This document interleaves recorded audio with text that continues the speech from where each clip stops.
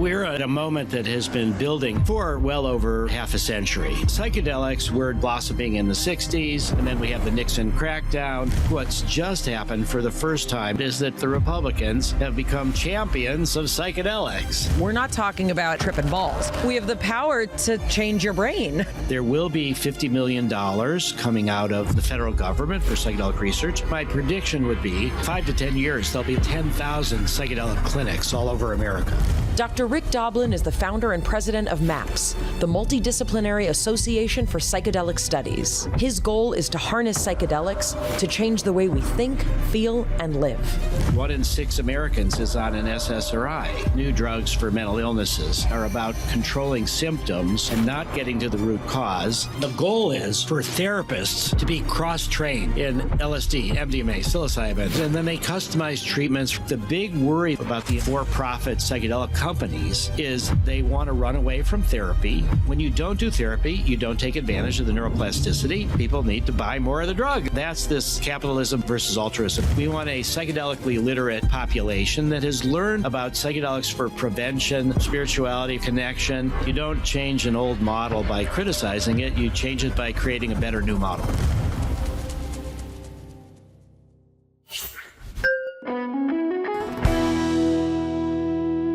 Hi, I'm Mayim Bialik. And I'm Jonathan Cohen. And welcome to our breakdown. There's a huge set of changes occurring in the government and in our lives regarding the use of psychedelic therapy. Recently, there was an executive order that fast-tracked the FDA to research these medicines, increasing the timeline that they could be available. Are we on the cusp of possibly tens of thousands of psychedelic clinics across the United States, or are the pharmaceutical companies setting us up for their profit over our healing? Our guest today is Dr. Rick Doblin. We've spoken to him before. He's the founder and president of MAPS, the Multidisciplinary Association for Psychedelic Studies.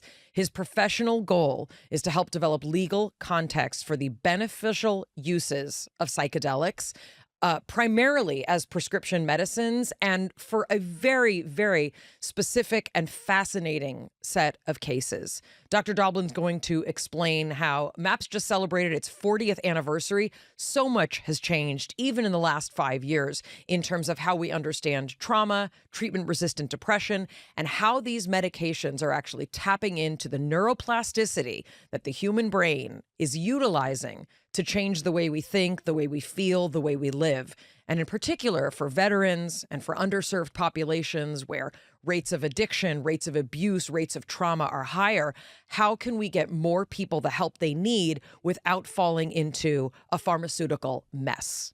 There is so much potential on the horizon, but Rick highlights the one major mistake people are making with psychedelics. You do not want to miss that.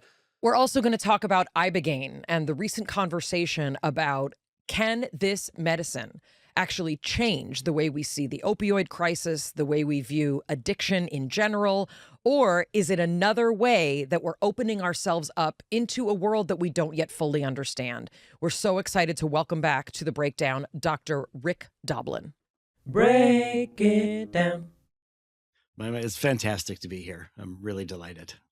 Always excited to talk to you, but we're especially excited to talk to you in this moment. Can you start us off by sort of giving us a lay of the land of where psychedelic research is, and in particular, what moment we are in at this time in history?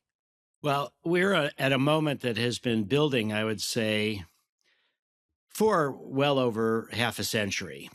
So 1970, we have the Controlled Substances Act and criminalizes psychedelics. And then Nixon decides to really launch a global international war on drugs, and that wipes out psychedelic research.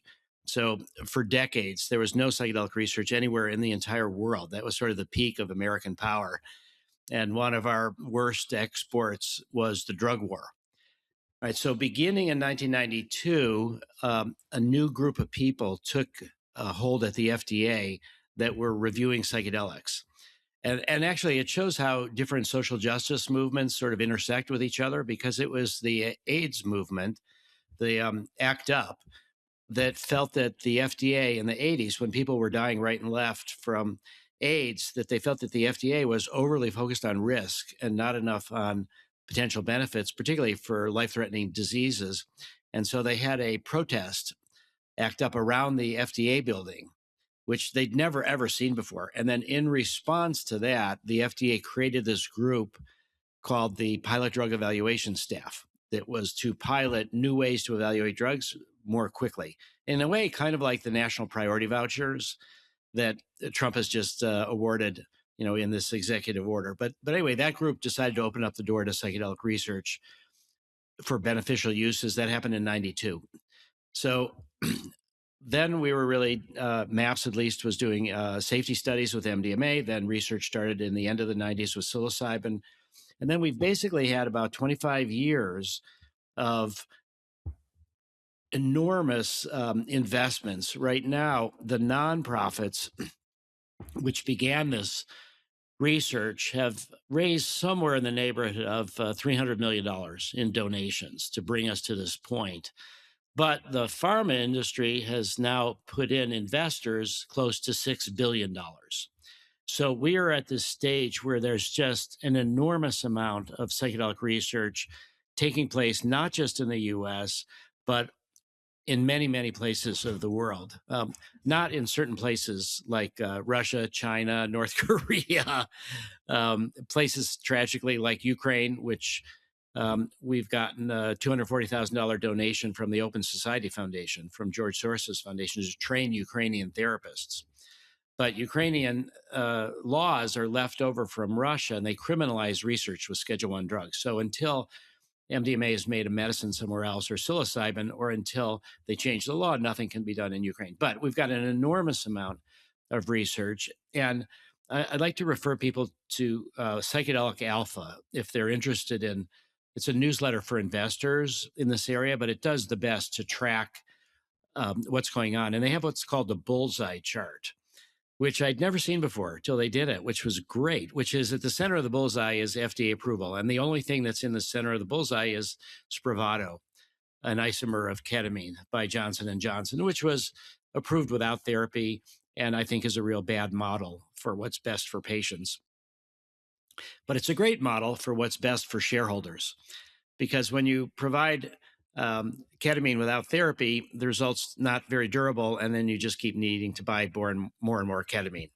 You provide it with therapy, the results are more durable, but the pharma company doesn't make any money on the therapy. Okay, so we've got the bullseye is only Spravato, but in the inner ring of phase 3 studies that are either been completed or national priority vouchers, we have quite a few entries in there. USONA, which is a nonprofit that's working out of Madison, Wisconsin, on psilocybin for major depressive disorder. Compass Pathways, which is psilocybin for treatment-resistant disorder. They're probably going to be the first one through right now. Then there's LSD for generalized anxiety disorder, 5-MeO-DMT for depression. There's a series of these that are either close to completed or completed with phase 3 or in the review process. And then in phase 2, there's a lot more. Phase 1, preclinical. So there's just an enormous. And I think what's just happened for the first time, which I think would shock many people if they haven't heard about it, is that President Trump, the Republicans, have become champions of psychedelics. And I think that's because of the strategy that we embarked on a long time ago to try to get bipartisan support, in part through working with veterans and others. Why has psychedelic research become a political tool? What is actually happening? Well, I would say the opposite in a sense, is that our strategy was to take psychedelics out of the culture war so that they would not be, you could say, coded red or coded blue, or that they would. So psychedelics were definitely counterculture, anti-Vietnam War, pro-environmental rights, pro-civil rights, pro-women's rights. And also the reason being, expanded consciousness allows for a lot of opening. And if you had to decide which kind of politics would more align with opening consciousness, more love, more sex, more beautiful, in touch with your body, you would say, okay, that feels like a democratic or a liberal or a progressive kind of thing. So that sort of pitted, right, that movement against people like Nixon, who were known for wanting to keep things the way they were, keep the sort of conservative order, whatever that means, American values, whatever that means, the patriarchy, right, all that stuff. So Yes. then you have this alignment of people associating this kind of movement and consciousness opening with, let's say, the Democratic Party. So explain now what's flipping. Okay, so one of my favorite moments of the White House hour-long signing ceremony with Trump signing this executive order was this other podcaster, Joe Rogan, standing behind Trump and over his shoulder explaining to him why Nixon criminalized psychedelics. And what Joe Rogan was explaining to Trump was that, and this comes from a quote from John Ehrlichman at the end of the 70s in an interview with journalist Dan Baum, where what Ehrlichman said is that the two main enemies of the Nixon White House were the hippies and the civil rights movement. And he couldn't stop them from protesting, but if they could criminalize the drugs that they were using and use the drug war to bust up their meetings, arrest their leaders, stick them in jail, that they would do that. And then Ehrlichman said, did we know that we were exaggerating the risks of drugs? Of course we did. So the psychedelics have been underground for thousands of years. And let's just go back a very beginning, which was from 1600 BC to 396 AD was the Eleusinian Mysteries. And this is the foundation of Western culture, the Greeks. Brian Muraresku wrote an entire book about this mysterious kind of, a cadre of humans who opened their consciousness in a variety of ways to understand the mysteries of our existence and the universe. Well, a variety of ways, yes, but they all drank a potion Yes. called Kikion. Yes. And then they marched a couple hours to Eleusis, where they had the ceremony. It was under pain of death. You couldn't say what was in it. And to show what they really thought about it, this is kind of amazing, speaking of the patriarchy, but they said that women and slaves could participate in the Eleusinian Mysteries, but it involved the psychedelics. And it's not exactly clear what was in the Kikion, but Albert Hoffman, Gordon Wasson, who helped bring us, LSD and mushrooms, they speculated that it was an ergot, a fungus on the wheat and rye, and that it had LSD-like components, and that they were all tripping. And everybody that we think of from the history of the Greeks, Pythagoras, Aristotle, Plato, Socrates, all these people, Archimedes, they all had these experiences, and it was wiped out by the Catholic Church because the power structures in many cases don't want you to have a direct connection to spirituality. Of course. And right. And also, drinking the blood of Christ, what Brian Muraresku talks about is that is one of these remnants, right? Yeah, of a yes. time when ingesting something meant you became one with it. And I remember as a kid, I was like, how could they think that Christ is in the liquid? And then when I read Brian Muraresku, it made sense, because the only other time that happens is when you break through the realm of consciousness and you become one with the universe, and then you are drinking the blood of God, and it all makes sense, and you have a revelation. So yes. It all makes sense. Yeah. So then we have the conquistadors and all that. We have the Middle Ages, the burning of the witches. We have the conquistadors who see peyote and mushrooms as a sign of the devil, but also those were often the center of the community. So those would be the first people that would be killed, would be the shamans and the people that worked with non-ordinary states of consciousness. Mayim Bialik's breakdown is supported by Rula. No matter how you handle emotional stress or life's challenges, everyone can benefit from therapy. Affordable and accessible mental health care shouldn't be out of reach, but too often it is. That's where most online therapy platforms fall short. Rula does things differently. They partner with over 100 insurance plans with an average copay of just $15 per session. That's real therapy from licensed professionals at a price that actually makes sense. And Rula's tailored around you. They consider your goals, preferences, and background to provide you a curated list of licensed in-network therapists to align with what you need and make it easy to find a mental health provider who is accepted accepting new patients with appointments available as soon as tomorrow. Plus, Rula sticks with you throughout your journey, checking in to make sure your care is helping you move forward. Thousands of people are already using Rula to get affordable, high-quality therapy that's actually covered by insurance. Visit rula.com/break to get started. That's RULA.com/break. You deserve mental health care that works with you, not against your budget. Mayim Bialik's Breakdown is supported by IQ Bar, one of our absolute favorite snack, hydration, and coffee sponsors. IQ Bar protein bars, IQ Mix hydration mixes, and IQ Joe mushroom coffees are the delicious low-sugar brain and body fuel that you need to win your day. The Ultimate Sampler Pack is a great way to try all IQ Bar products and flavors. You get 9 IQ bars, 8 IQ Mix sticks, and 4 IQ Joe sticks. Packed with clean, delicious ingredients that keep you physically and mentally fit, like magnesium, lion's mane, and more.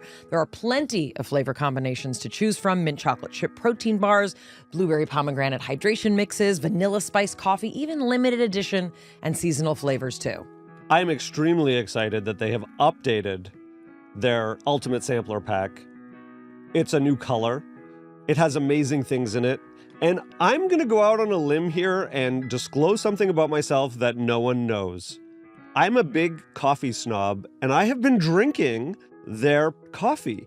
I open it, it mixes so quickly, the flavors are delicious, and the caffeine is non-jittery. I totally feel a difference between normal coffee. That is terrific. And I love to grab an IQ bar as an on-the-go snack. It satisfies hunger with no sugar crash, and they're super easy to just throw in your bag. Right now, IQ Bar is offering our special podcast listeners 20% off all IQ Bar products, including the Ultimate Sampler Pack, plus free shipping. To get your 20% off, text BREAKDOWN to 64,000. Text BREAKDOWN to 64,000. That's BREAKDOWN to 64,000. Message and data rates may apply. See terms for details. Mayim Bialik's Breakdown is supported by Superpower. We all know what it's like to leave a doctor's appointment feeling like you have more questions than answers. There's no real data, there's no game plan. This has happened to me countless times, especially when I started my perimenopause journey. That's why we love Superpower. It's one simple blood draw with over 100 biomarkers, way more than an average test. Superpower even sends a licensed professional to your home, or you can visit a nearby lab. Their app includes detailed information on your heart, liver, thyroid, hormones, metabolism, vitamin and mineral levels, even environmental toxins. Superpower is the most comprehensive and advanced system out there. And Superpower doesn't just give you a one-time snapshot, it tracks your results over your lifetime. Each test builds on the last so you can see progress year after year instead of starting over every January. Stop only reacting to health problems and start proactively improving your health based on real personalized data. Other testing services can charge up to $500, $1,000, sometimes more for similar or less. Make this the year that you stop guessing about your health with Superpower. Not only did Superpower reduce their price to just $199, but for a limited time, our listeners get an additional $20 off with the code BREAK. So head to superpower.com, use the code BREAK at checkout for $20 off your membership. After you sign up, they'll ask how you heard about them. Make sure to mention Mayim Bialik's Breakdown to support our show. Then we have this blossoming in the 60s, and then we have the Nixon crackdown. And so I think what's happened since then has been two major things. One has been, in some ways, the tremendous success of the pharma industry in coming up with new drugs for mental illnesses. But then the recognition that these drugs almost always are about controlling symptoms and not getting to the root cause. And conveniently for the pharma industry, there's stuff you got to take every day, often for the rest forever. Yeah, there was a great article actually today in the New York Times about psychiatry starting to talk about how to teach people about tapering off of their psychiatric medicines. 1 in 6 Americans is on an SSRI of some kind. It's just enormous. But there was this growing recognition of the limitations of that approach, and also this sense that there was a lot of people that didn't even get symptom control, that were treatment resistant, that didn't get help, were more prone to suicide. And then we have the rise of what actually, when I started MAPS in 86, the big focus for me for this bipartisan support was Vietnam War veterans. At the time, there was several 100,000 of them who had PTSD, and it was costing the VA, in the neighborhood of $4 billion. Now, because of Iraq and Afghanistan wars, and who knows what's going to happen because of this Iran war, In other words, there's over 1 million veterans on disability for PTSD. It costs the VA somewhere in the neighborhood of $17 billion a year just on disability payments. So what I like to say is that MAPS, the nonprofit that I started in '86, we just had our 40th anniversary on April 8th. Well, conveniently, we had our 40th anniversary party in San Francisco on April 18th, which was the exact same day the executive order came out. Wow. And just this, it really added a Almost lot of 420. Almost 420. almost 420, but and 420 is more about marijuana. Yes. 419 is Bicycle Day, Yes. which is more about psychedelics. And so this was 418. And that's when our party. And so what we've had is this growing use of psychedelics by veterans. And I think one of the more notable ones that led to this White House meeting was the drug Ibogaine, which I had I was about to say I had the pleasure, but I wouldn't say it was a pleasure. I had the grueling experience of having a highly beneficial experience, which is one of the most important experiences of my whole life with psychedelics, which was a mixture of LSD and Ibogaine, which I did in 1985, given to me by this fellow Leo Zeff, who we called the Secret Chief. So he was the leader of the underground psychedelic therapy movement. And actually, Ibogaine had been introduced in the US in the 60s by Claudio Naranjo, who was also a Jewish psychiatrist from Chile. And so it was then in the 60s that Howard Lotsoff, who was addicted to heroin, but also interested in psychedelics, tried Ibogaine and woke up without any withdrawal symptoms after he did the Ibogaine. So we've had a lot of Navy SEALs go down to Mexico and other special operators receive Ibogaine. And then often some of these clinics would give 5-MeO-DMT, which is the toad, which is very short acting, days after the Ibogaine. So that really developed this incredible constituency, including Marcus and Morgan Luttrell, brothers who were both Navy SEALs, one of which is in Congress, and they've had their own experiences with Ibogaine. And I think the big transformation has been Rick Perry, who was the former governor of Texas in Trump's first cabinet. And he and I have become allies, and he's become really allies of this entire movement to the point where he himself has gone down to take Ibogaine. And so they were able to get $50 million from Texas for Ibogaine research. Obviously, consistent with our disclaimer, this is I want to say that it's a complicated medicine in that, we're still sort of learning what and how the sort of mechanisms are. And also there's tremendous variability, and this is one of the things about the kind of research that you do and support, is that we're taking medicines, right, that are tapping into, in many cases, your deepest kind of wounds, your deepest loves, your formative memories, some might even say ancestral memories. And those things don't follow a predictable course, which makes them so special and interesting to study. And that's why integration and therapy is so important, because it's not like taking ibuprofen. Right? It's not like taking a medication where, okay, this is generally speaking what's going to happen. Many things get opened up, right? So when we talk about Ibogaine, maybe you can tell us a little bit about its history. What was unique about your kind of therapeutic experience you had with it? Also, maybe you can explain a little bit what it means to have Ibogaine and LSD and sort of what that chemical compound opened up. Yeah. Although just to clarify, so I had Iboga, the root, not Ibogaine, the extract. And the clinics now are using Ibogaine, the extract. And it has really unusual properties. I mean, the thing that Ibogaine does, or Iboga does, that no other psychedelic does that we know of, helps people go through the withdrawal from opiates and resets your brain so that even in a couple days, you are no longer addicted. That's actually a danger in some ways, because if people then relapse and they use the same dose they'd used before, now their brain is reset and they can overdose and die. And that has happened sometimes. So Ibogaine has that unique property. In other aspects, it's like other psychedelics in the sense that it opens you could say that there's a membrane in a way between conscious and unconscious mind. that we all experience during our dreams at night.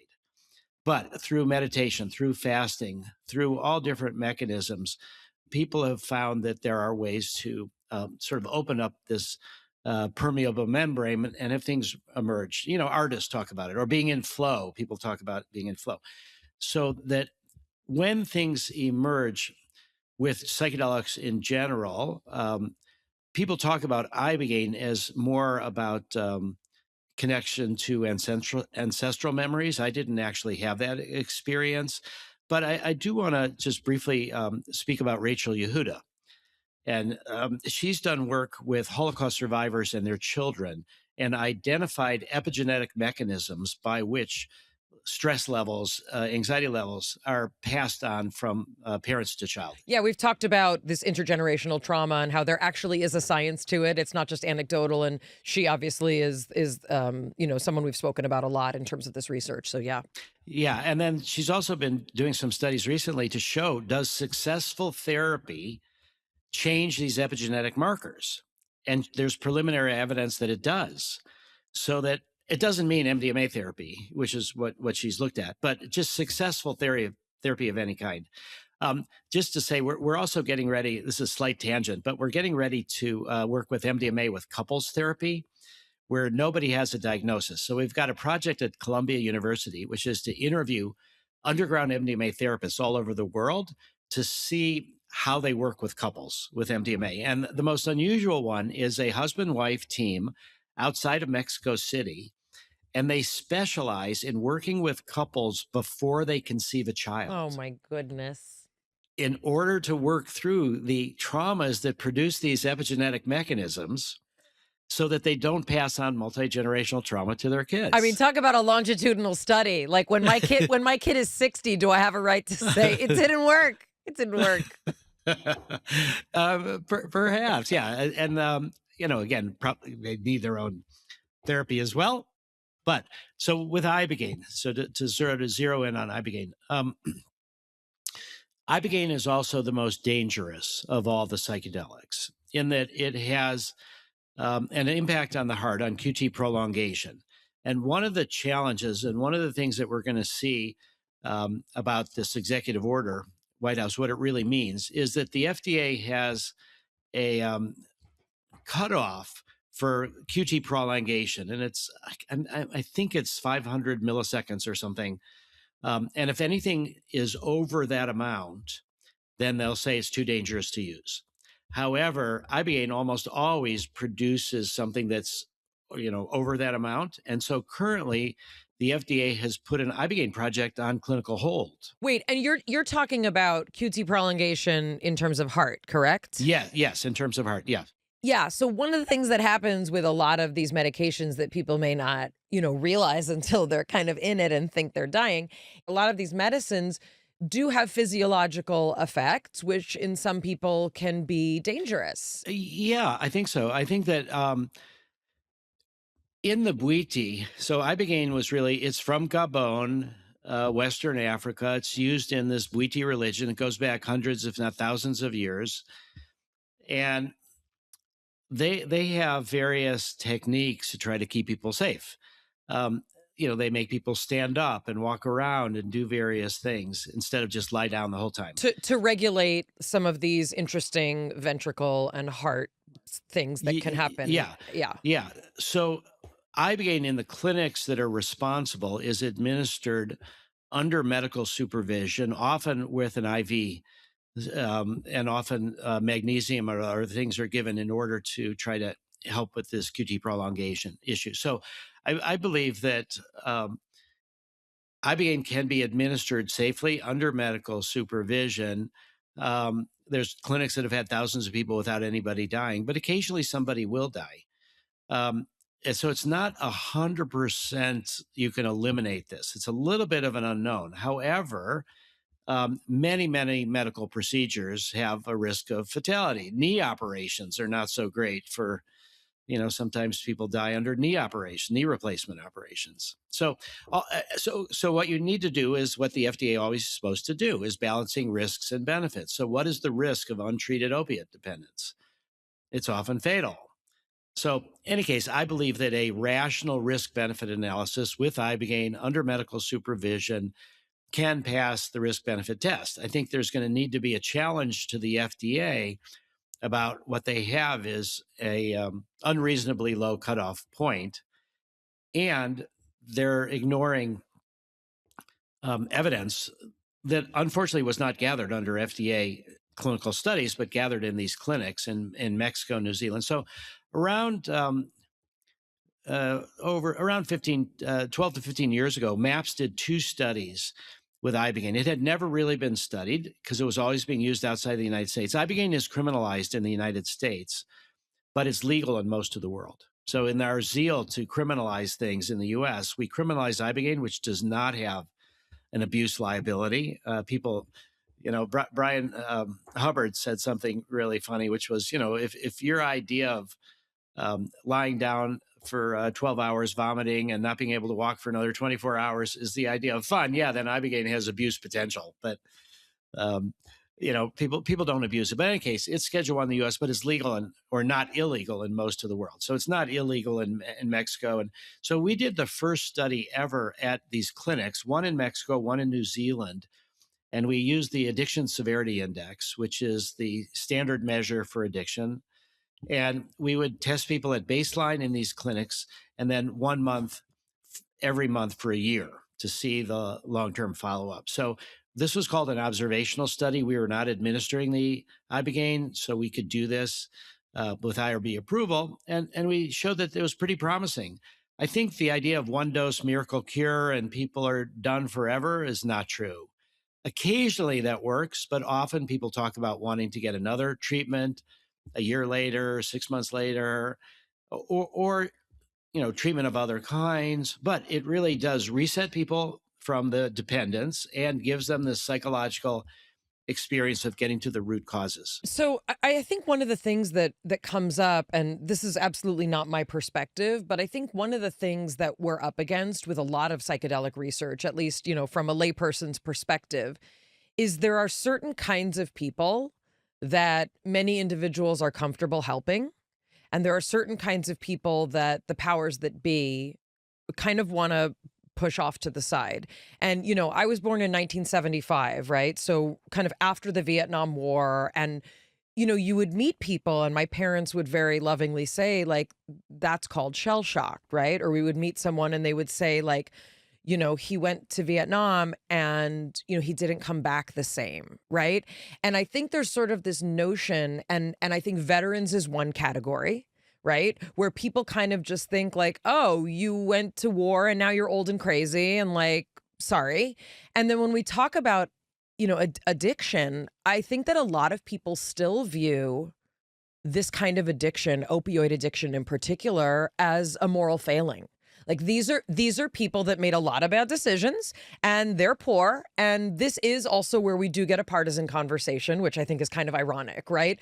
Whereas, the Democratic Party or that kind of progressive liberalism says the system has wronged you and it is our party's responsibility to help make that right with a variety of programs and support. And the sort of Republican or more conservative perspective is pull yourself up by your bootstraps and like trickle down economy and all these things. And if you can't cut it, that means you're not supposed to be a CEO, right? So I wonder if you can speak a little bit about some of the kind of heart opening that this kind of research allows for us to be able to say, there's a much more complicated story as to how we got here. And in many cases, it was the government's support of opioid drugs and distribution that got us into the situation. And I don't mean to be that hippie, but like a little bit, I'm that hippie. So, yeah. Well, let's go back a little bit to the pilot drug evaluation staff, which I mentioned was formed after ACT UP. That was the group that formed around 1990, and I think around 1996, it was eliminated at the FDA.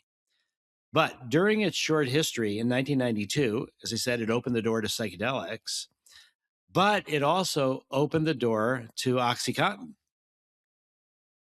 And so it's the same sense of sort of reducing layers of review, and then this scandal sort of is that the fella from the FDA then went to work for Purdue Pharma after he left the FDA. So the idea that these opiates have addictive potential, it's really a enormous scandal about this sort of collusion in a way between the pharma industry, the FDA, and all about what's best for shareholders, which is just sell more stuff. I mean, it makes me want to burn it all down. Like literally. Yeah. Like I mean, I've watched every single documentary and every single non-documentary, about this. Like this is one of those things, like we should be rioting in the streets. And also when you mentioned ACT UP, let's include in that category of people that at that time in particular no one cared about.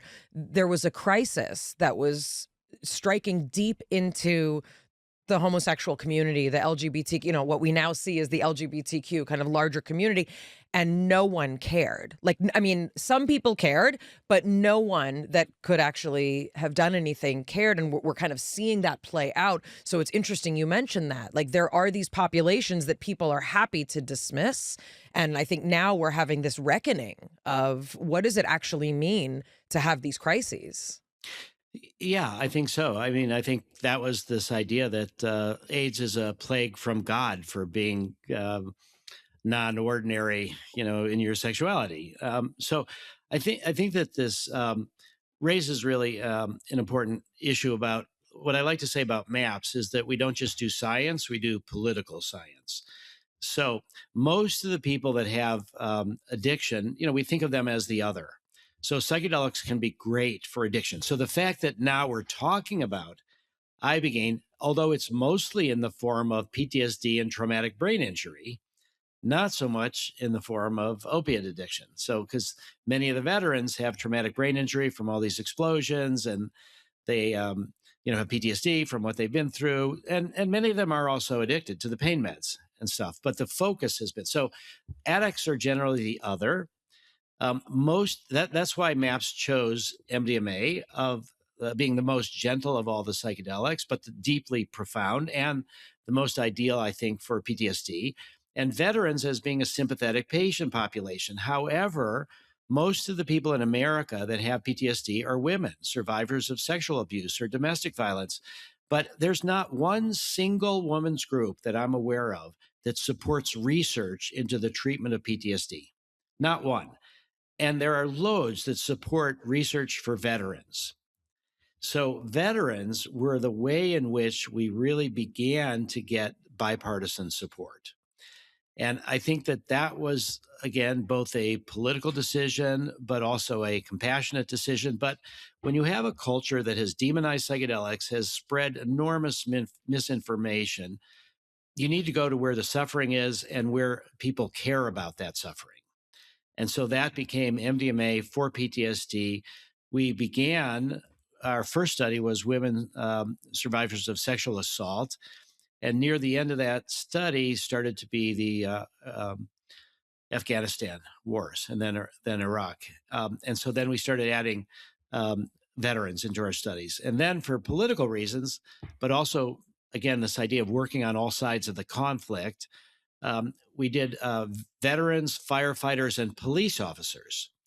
And we didn't think we would actually get any police officers in the study, but we just wanted to say, hey, it's open to police officers because they have terribly traumatic jobs. And they're told to just go back to work, to not think about it. They see the worst of humanity and they're given no support. So many of them are alcoholics. They commit suicide. So we in the end, we did get both firefighters and police officers as well as veterans. So that was the way we started building bipartisan support. And I think that the work that was done initially with psilocybin was trying to do this in a similar way, but with people who had cancer or other life-threatening illnesses. So we're all going to be facing death one day, except for these tech people who think they can live forever, who are utterly disconnected from the reality of human life. But I think, and I think they'll end up dying too. But working with people who are dying is another way to talk about sympathetic patients. So while MAPS began with MDMA for PTSD, this group Hefter Research, Council on Spiritual Practices, working with Johns Hopkins, with Roland Griffiths and others, Tony Bosis and others at NYU, they focused on cancer patients and people with other life-threatening illnesses. So there's always been a political element to this, but the Ibogaine is the one that also people were going outside of America to get treatment, and they were saying, we're giving our service to America, and now we have to leave the country to get treatment, and nothing you're doing is helping us, and you're just over medicating us and giving us all these multiple prescriptions for SSRIs that interact with each other. They have serious side effects. And so it was really this rise of the Ibogaine movement. But I would say what also led to the White House executive order was all of these settlements. So this is the upside of tragedy, you could say, is the billions and billions of dollars that the pharma industry had to pay to states to deal with the opiate dilemmas that they caused, the opiate problems. And then we were up to 100,000 plus a year people dying from fentanyl and opiate overdoses. It's declined a little bit since the last couple of years where it was that high.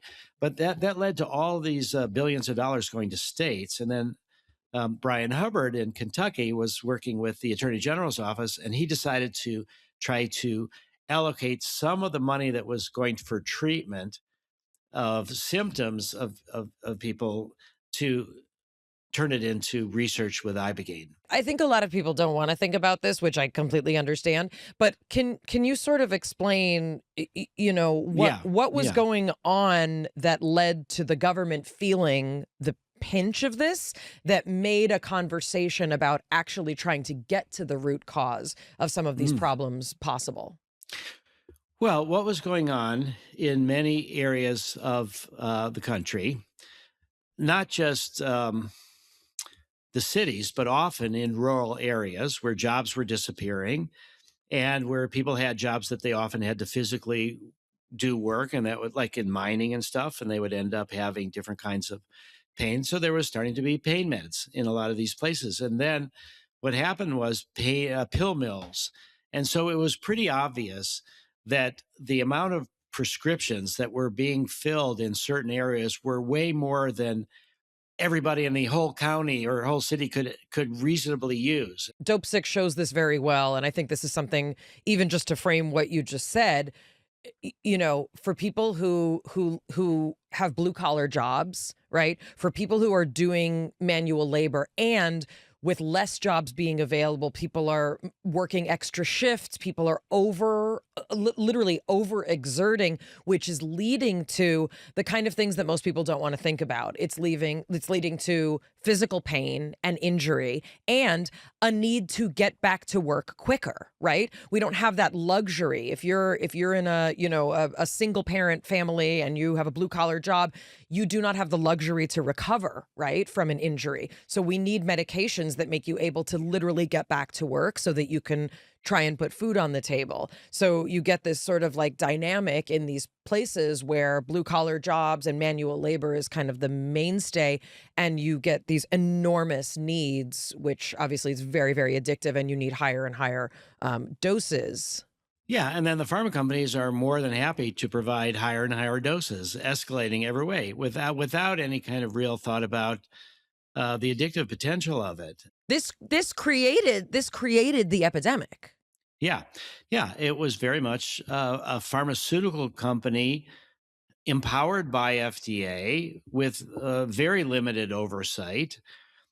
But what was happening was the shareholders were happy. And so one of potential donors spoke to us about how he said MAPS was walking the tightrope between capitalism and altruism.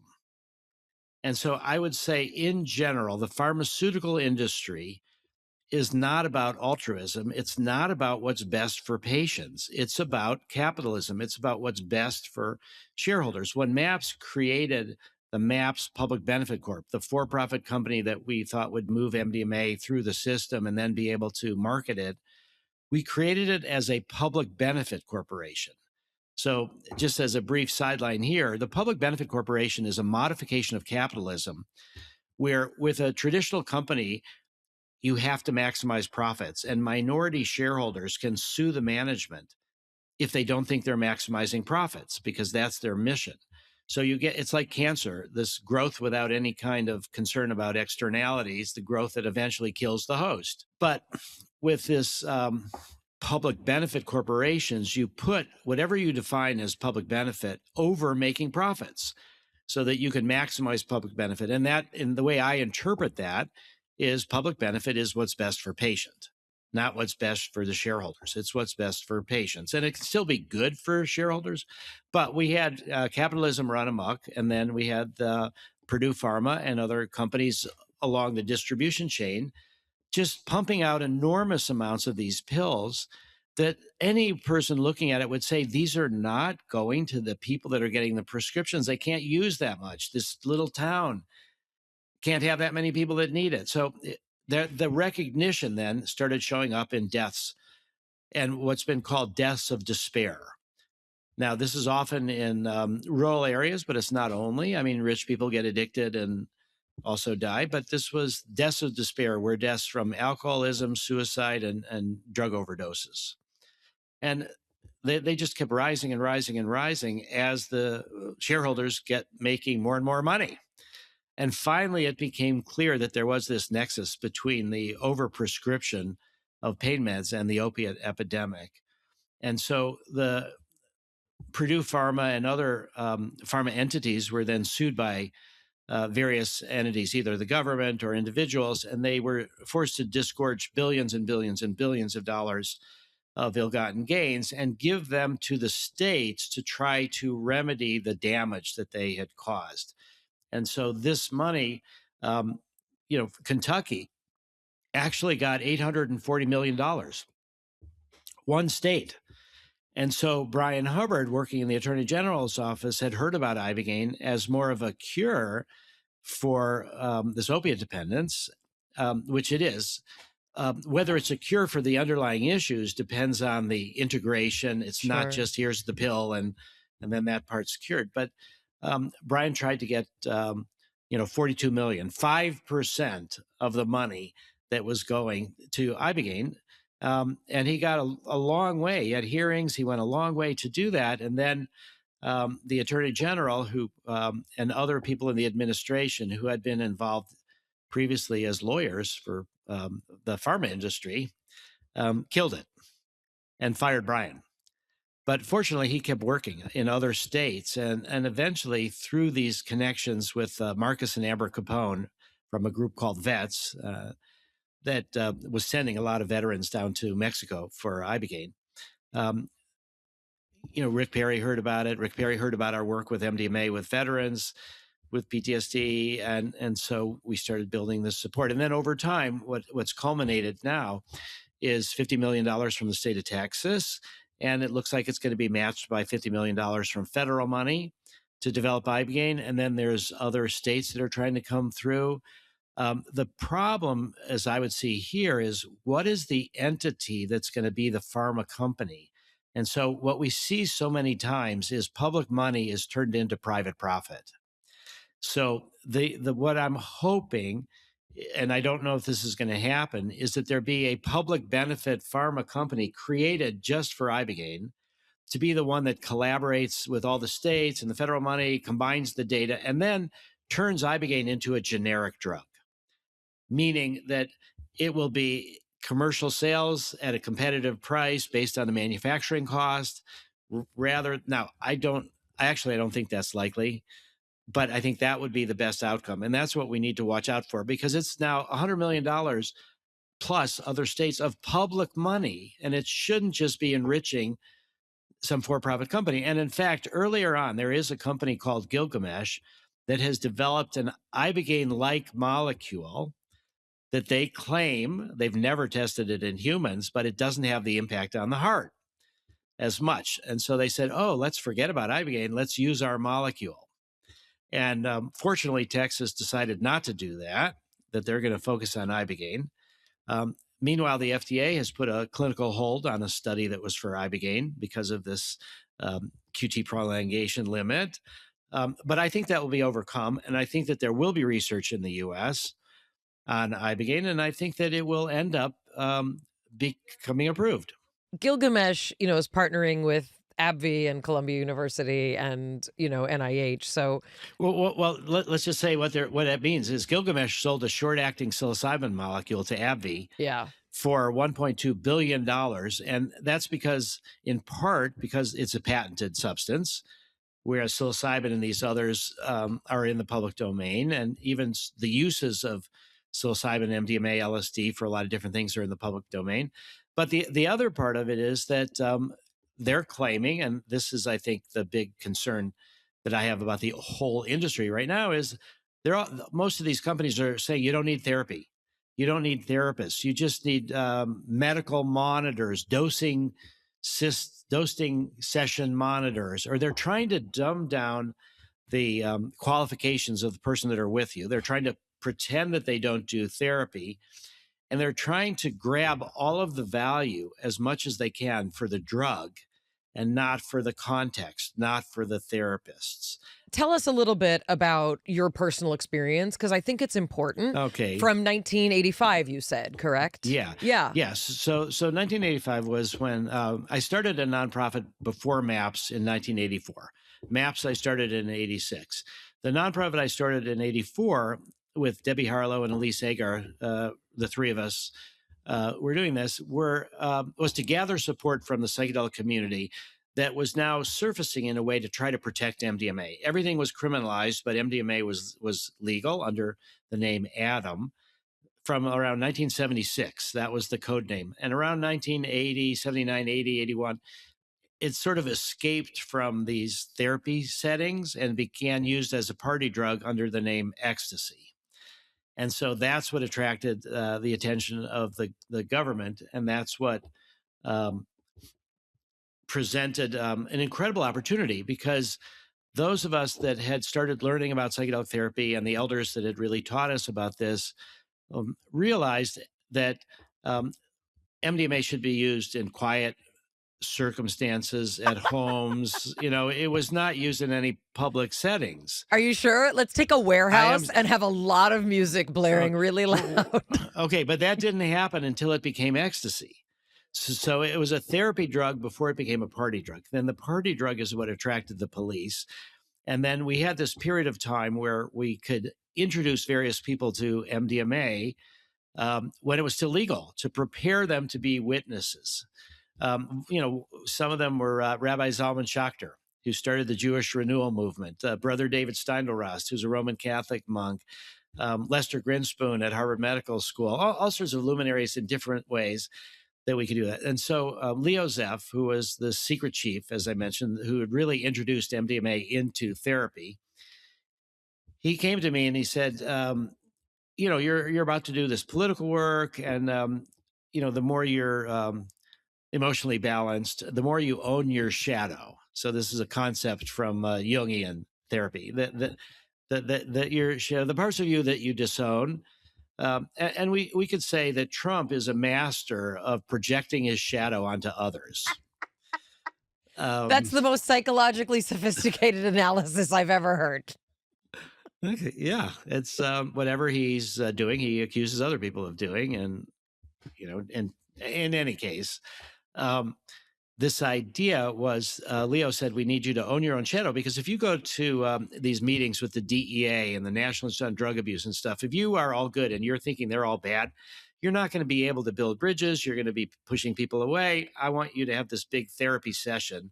Would you be interested in this? Because I also was training to be a psychedelic therapist. Wait. So hold on one second. So I just want to this subtlety of the motivation for getting to know yourself is not coming from a perspective of let's blow your mind open. Let's have this amazing access. The notion is, if you are up against challenges in life and all you see is that you're right and other people are wrong, and you do not own the parts of yourself that have judgment, resentment, hurt, trauma, you will not best be able to present what is actually true and accurate in the larger sense of the world. That's fascinating. Yeah, and also you will project onto others that they're all evil or all bad. So let's go back in a moment just to Martin Luther King. So one of the things that he's most famous for saying is that you don't overcome hate with hate. You only overcome hate with love.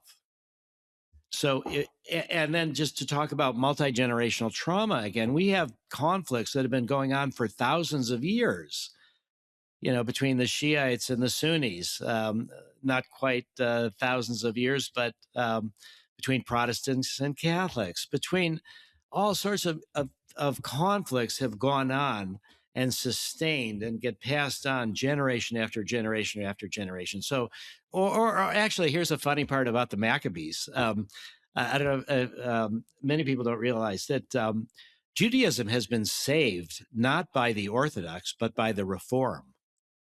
So the Maccabees, which are up against the Greeks, at the time, it used to be something that you did not fight on the Sabbath. You did nothing on the Sabbath. And so people would be attacking Jewish communities on the Sabbath. They would run away and stuff. But the Maccabees said, no, we can fight on the Sabbath. So it was the Reform. I mean, I don't know if I'd call the Maccabees reformed. They were the progressives of some variety. Yeah, but they were deviating from the tradition. The rebels. That's right. The rebels among us. That's correct. Yeah. Well, okay, I'll just deviate one other moment here about a Jewish story. So Benny Shannon, who was head of cognitive psychology at Hebrew University, was very cognitive, but he really got into ayahuasca, and he wrote these great books on ayahuasca, the varieties of ayahuasca experience. So then he went to try to figure out what's the history of psychedelics in the Jewish tradition. And so he wrote this scientific paper. What was his last name? Say it again. Shannon, Shanon, Benny Shannon. But his paper was that Moses was high on psychedelics when he saw the burning bush. He's not the first one to think this. Yeah, but he said, oh, the manna was psychedelic. And so it was in the New York Times, and I contacted my dad, and I said, look at this. My whole life is justified.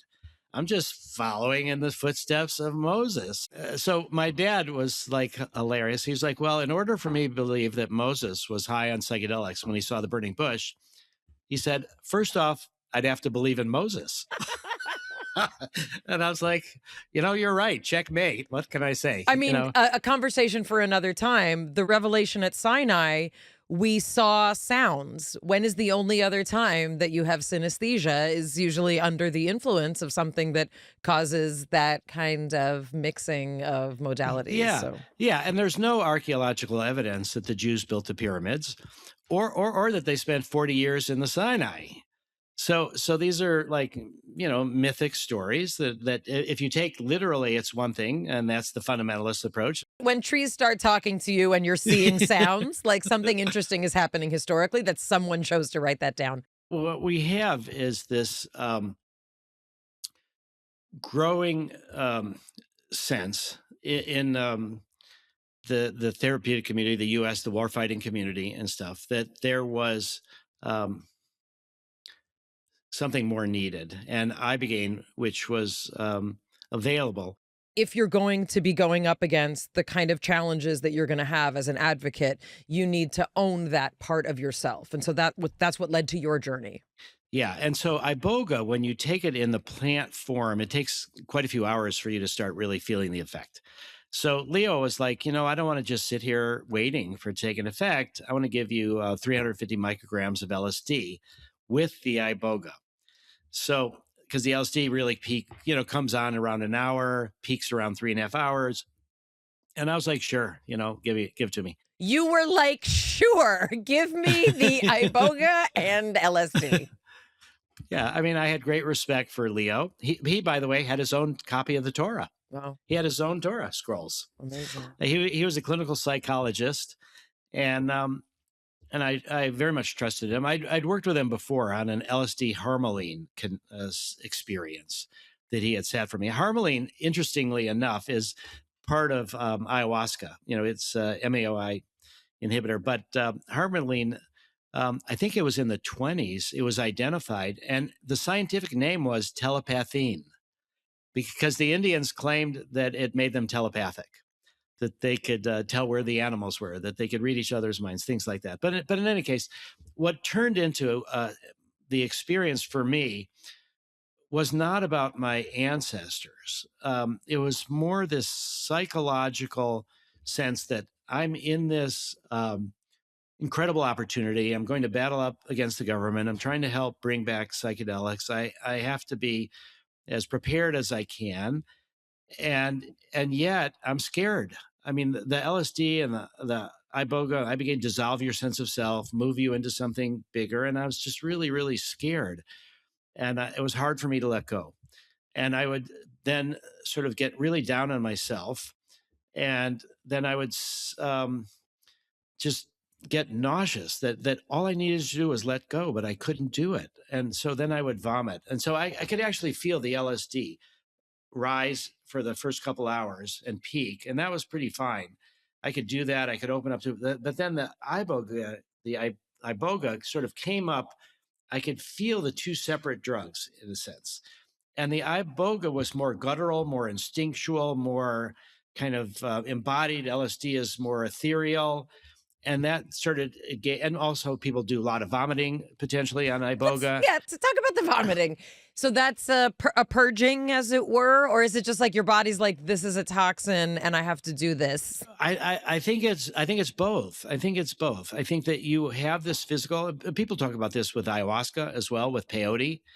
You know, William James famously really liked nitrous oxide and talked about it as nitrous, giving him a window into the world. But he said, I will take the peyote visions on faith, because he didn't want the nausea connected with peyote.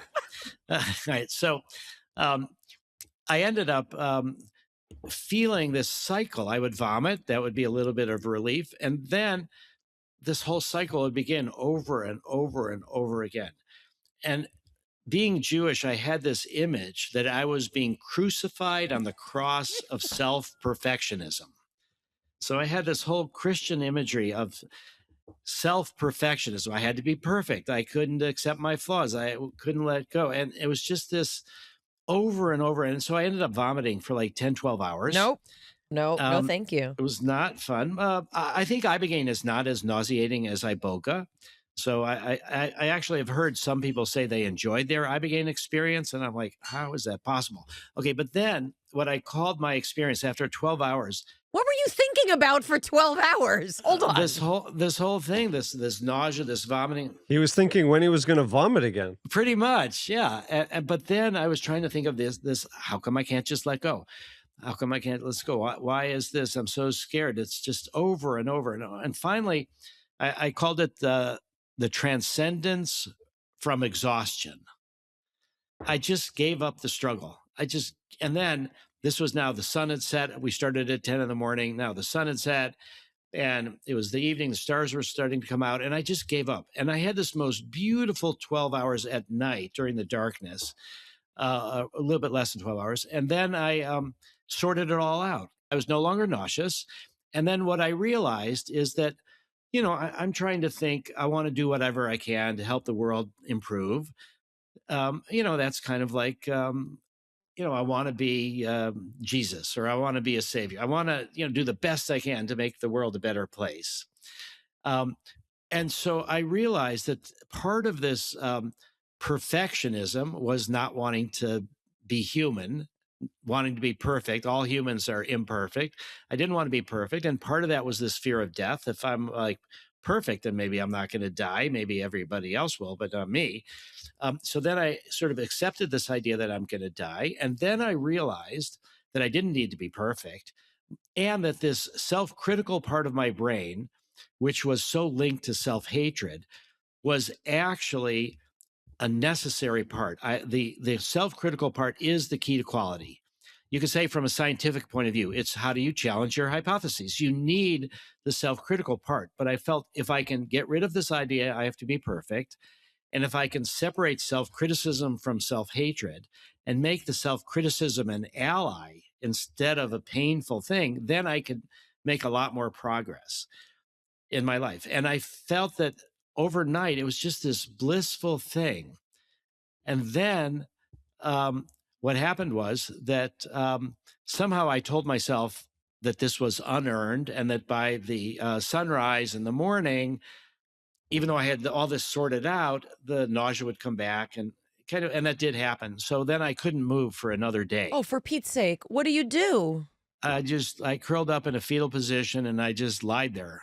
Basically only got up to go to the bathroom and ate a banana or something, but I couldn't move. I was just like overwhelmed. And then a friend came to pick me up on the third day. And it wasn't until the fourth day where I felt safe to drive.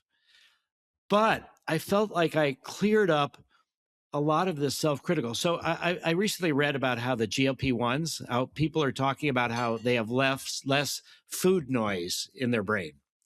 So I think I knocked out a lot of this self-critical noise in my brain. I had a little bit more space. And so when the self-critical thing would come, like, oh, I should have done this, I should have done that. It's not like, oh, you're a jerk, you're a horrible person, you should have done this, you should have done that. What I figured out at night was that I wouldn't have these criticisms if I hadn't done the thing in the first place that I tried, and that I should instead praise myself for trying something new from which I can learn, rather than criticize myself for you did something new, but you didn't do it as good as you could. Well, and look, and I think also, these are all obviously very profound, meaningful, revelations and thoughts, right? I think the question is, and this is sort of, I think, the question with a lot of psychedelics and with a lot of transcendental experiences in general, right? And the way that Jonathan and I like to frame it is, what do you bring down from the mountain, right? Exactly, exactly. Right, and not only what do you bring down for other people, but what are you bringing down for yourself? And like many of us have had experiences when high on something where it's like, oh my God, everything makes sense and I should be good to myself and like we're all one and like everything's okay. But when you come down from that, or the day after or 2 days after, many of us find that that doesn't stick. And I wonder if you can speak to some of the plasticity that these drugs are helping you tap into, because a lot of people would be like, oh, that's nice, Rick had this amazing experience. Like, what happens after? And what do these drugs do that's different than other experiences? Yeah, this brings me back to a funny statement of William James. I think it might be apocryphal. I don't know if he actually said it, but this was one of the insights he had on nitrous that he wrote down and thought was brilliant. And then when he looked at it, but it was higamous, hogamous, woman is monogamous, hogamous, higamous, man is polygamous. That's that. And then he looked at that one. So this is the apocryphal story. I'm not sure if that's true, but I think that the idea is that nothing that comes to you in a psychedelic state should be accepted without critical reflection and integration afterwards. Even when you think you've got a revelation from God, that's even when you have to be the most suspicious, I would say, because you're the most confident. Oh, God told me this, it must be true. And I heard it from the spirit of ayahuasca, or I heard it from this, or I heard it from that. So the integration process, Houston Smith talks about a difference between a spiritual experience and a spiritual life. And that difference is the integration. It's what do you do to take those lessons and put it into practice. So what I had after my Ibogaine experience was more time speaking with Leo, more time trying to, after I could talk, after I was sort of more or less, so that the integration process is something that is absolutely key for durable long-term results. Because many of us now in our hectic lives, myself this morning, for example, I wake up and I just had this fleeting thought of what my dream was. And then I just, start the day.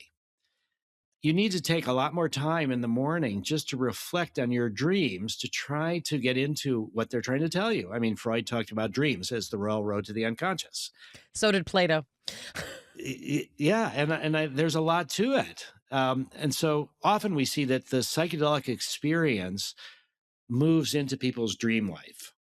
So we really encourage people to pay attention, not so much the night of, because then you're sort of exhausted and you don't remember much in the dreams, but in the subsequent days after a psychedelic experience, paying attention to dreams is one of the best ways to integrate the experience. And the idea, and I'm not asking you to speak to the neurophysiology, but this is not just anecdotal. This isn't folklore. Right. Your brain has been impacted by a chemical shift that is rendering it open to possibility because of a muting of the default mode network, right? All of these other things. This is the neuroplasticity. This is the place where we're saying you don't have to be on 4 different medications to manage the nightmares and the horrors that you experienced because we sent you to war. What if your brain could accommodate and understand in a way that changes it forever? Like, that's what we're talking about. We're not talking about everybody just like partying and going to Joshua Tree and tripping balls. We're talking about we have the power. Right? No, but we're talking about we have the power to change your brain. Yeah, the reason I'm laughing is because I was just I was invited to a gathering at Joshua Tree, which is a big psychedelic party. Sure. And unfortunately, I cannot go because I have to go to Washington, D.C. on May 14th, where there's a day-long seminar on the outcomes of Trump's executive order. Which is the more holy work? I would say go to Washington.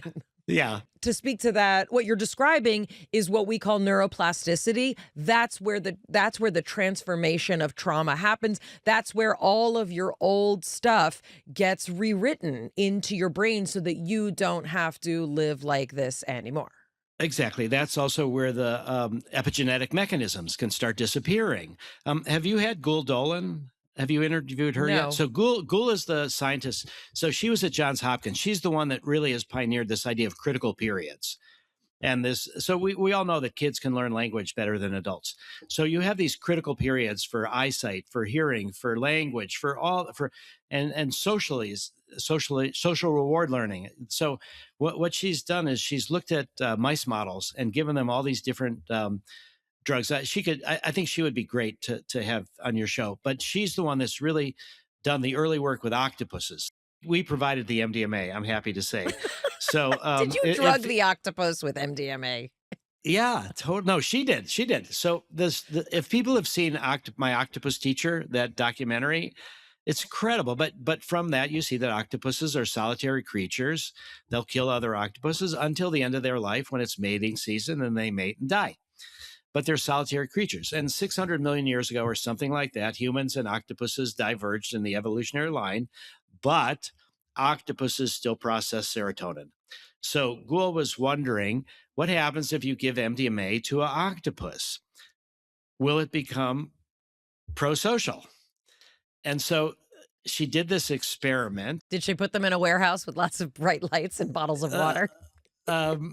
Maybe that's next. But there's this contraption. The octopus is in the center, and there's 2 doors on either side. One goes into a chamber that has another octopus, but it's in a bird cage, so the octopus can't move. The second octopus can't move. The other goes into a chamber where it's another bird cage, but it's like a ball or an inanimate object. And so no matter how you switch up the sexes of all these octopuses, they'll spend way more time with the inanimate object. And when they're with the octopus, they're not interacting. They're around the edge of the chamber, blah, blah, blah. So you give them MDMA. It took a while for Gul to figure out the right dose. Sorry, insert hilarious joke here about what happens if you give too much MDMA to the poor octopus. Yeah, we've seen this with dogs and rats too. You know, too much, they kind of, or even humans, they get more of the speedy part. They don't get the open-hearted part. It's a good reason why actually MDMA is not an addictive drug in the same way that cocaine or alcohol or tobacco or marijuana can be, because when you develop a tolerance for MDMA or for drugs that you tend to be addicted on, the solution is you just take higher and higher doses. But when you do that with MDMA, you don't get more open-heartedness, you get more of the amphetamine speedy part.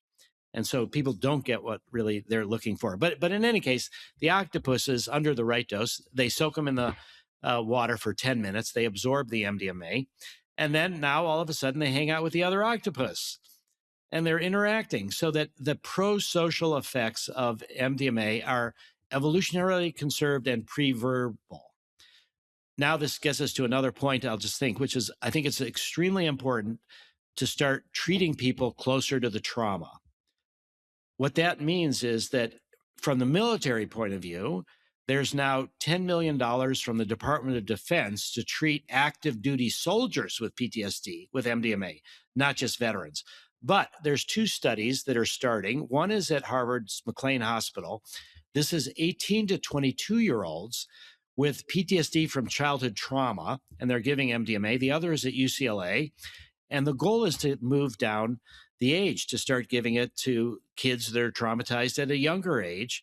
There's been a major breakthrough at Yale, which is a study with obsessive compulsive disorder with psilocybin. And they have permission from FDA to go down to 16-year-olds, and they're asking for permission to go down to 14-year-olds.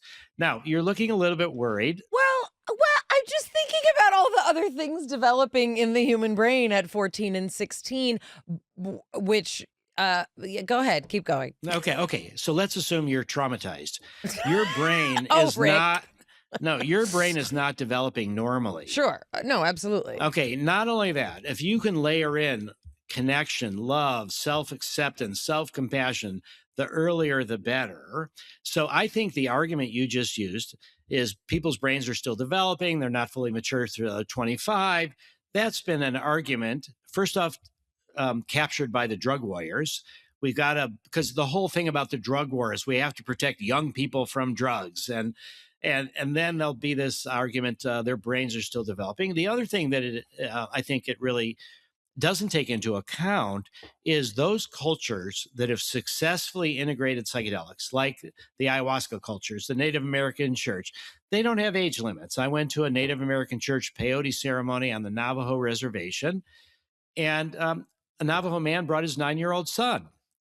All right, now, my bar mitzvah was an enormous disappointment. And I'll say that I'm the oldest of 4 kids, and I thought, I don't know what your bat mitzvah was like, but There was no peyote, that's for sure. okay, but for me, there was no inner transformation either. It left me empty. The current rites of passage that we have maybe don't go as deep as we need. So I left this enormous feeling of emptiness from my bar mitzvah, that something didn't click. And maybe thousands of years it's worked and it's a bigger thing. Religion as we know it now is quite far removed from obviously its origins. And in particular, in our tradition, like in the Jewish tradition, there was and always has been a very strong mystical, kind of component, much of which has been, lost for the most part. But, So then when I'm 17 years old at college, new college in Florida, which, by the way, was the canary in the mine for the Trump Republicans going after higher education. So DeSantis, to try to get the nomination from Trump,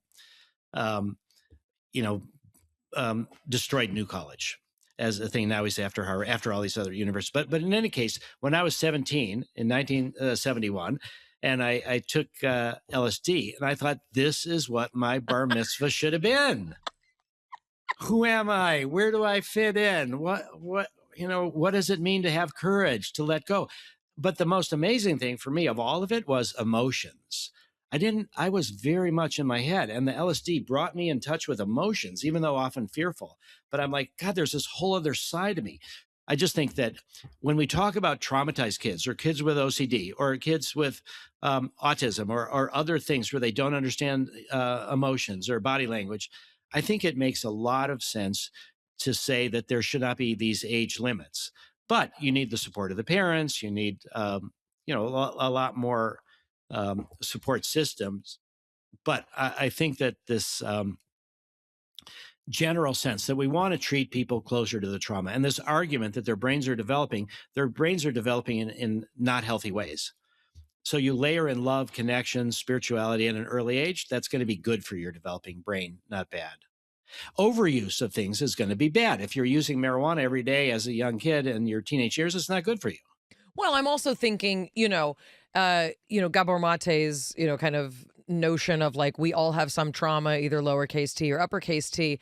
I mean, I think this is part of and I think this is where you got this reactionary, Nixon era fear of like everyone's going to be stoned all the time, and like that's not a solution. But I think what's important, even just using your, Iboga, example, is the notion is not that you feel better because you're high. The notion is that you feel better because you are integrating experiences that have occurred, which are in many cases opposed to our natural state of love, camaraderie, harmony, like understanding that we're part of the universe. That's our natural state, right? We're spiritual beings having a physical experience. We are not physical beings that have a spiritual experience. Yes, exactly. But I would also add that it's not only that you feel good. In fact, the psychedelics help you feel bad, but they help you feel. So whereas when you have PTSD, you have the sense that these traumatic memories are always going to be coming. They're always overwhelming. You're always fighting them in a way. Or grief. People that have prolonged grief don't want to, really let go into it. They're feeling it. So the psychedelics help these defenses against feeling certain things that we think might be overwhelming. But here we get to a beautiful statement that Stan Grof, who's the sort of one of the co-founders of transpersonal psychology, my mentor and many other people's mentors, what he said is the full expression of an emotion is the funeral pyre of that emotion. The full expression of an emotion is the funeral pyre of that emotion. So many times people, you alluded to this earlier, that under psychedelics, you feel like you're dying. And that's generally not the case. No, but people experience various stages of either ego death or ego dissolution or abject terror and an empty pit of despair. Yeah, and so what I did during my Iboga experience was I resisted all that. So what Stan is trying to say is if you let yourself experience it, like many people feel like under psychedelics that not only are they feeling terrible, but they will never get better. They're stuck in this place forever. And so what Stan says is just let go, feel. You feel that you're stuck forever. And the way that the more full that you can experience that, then things will start to change.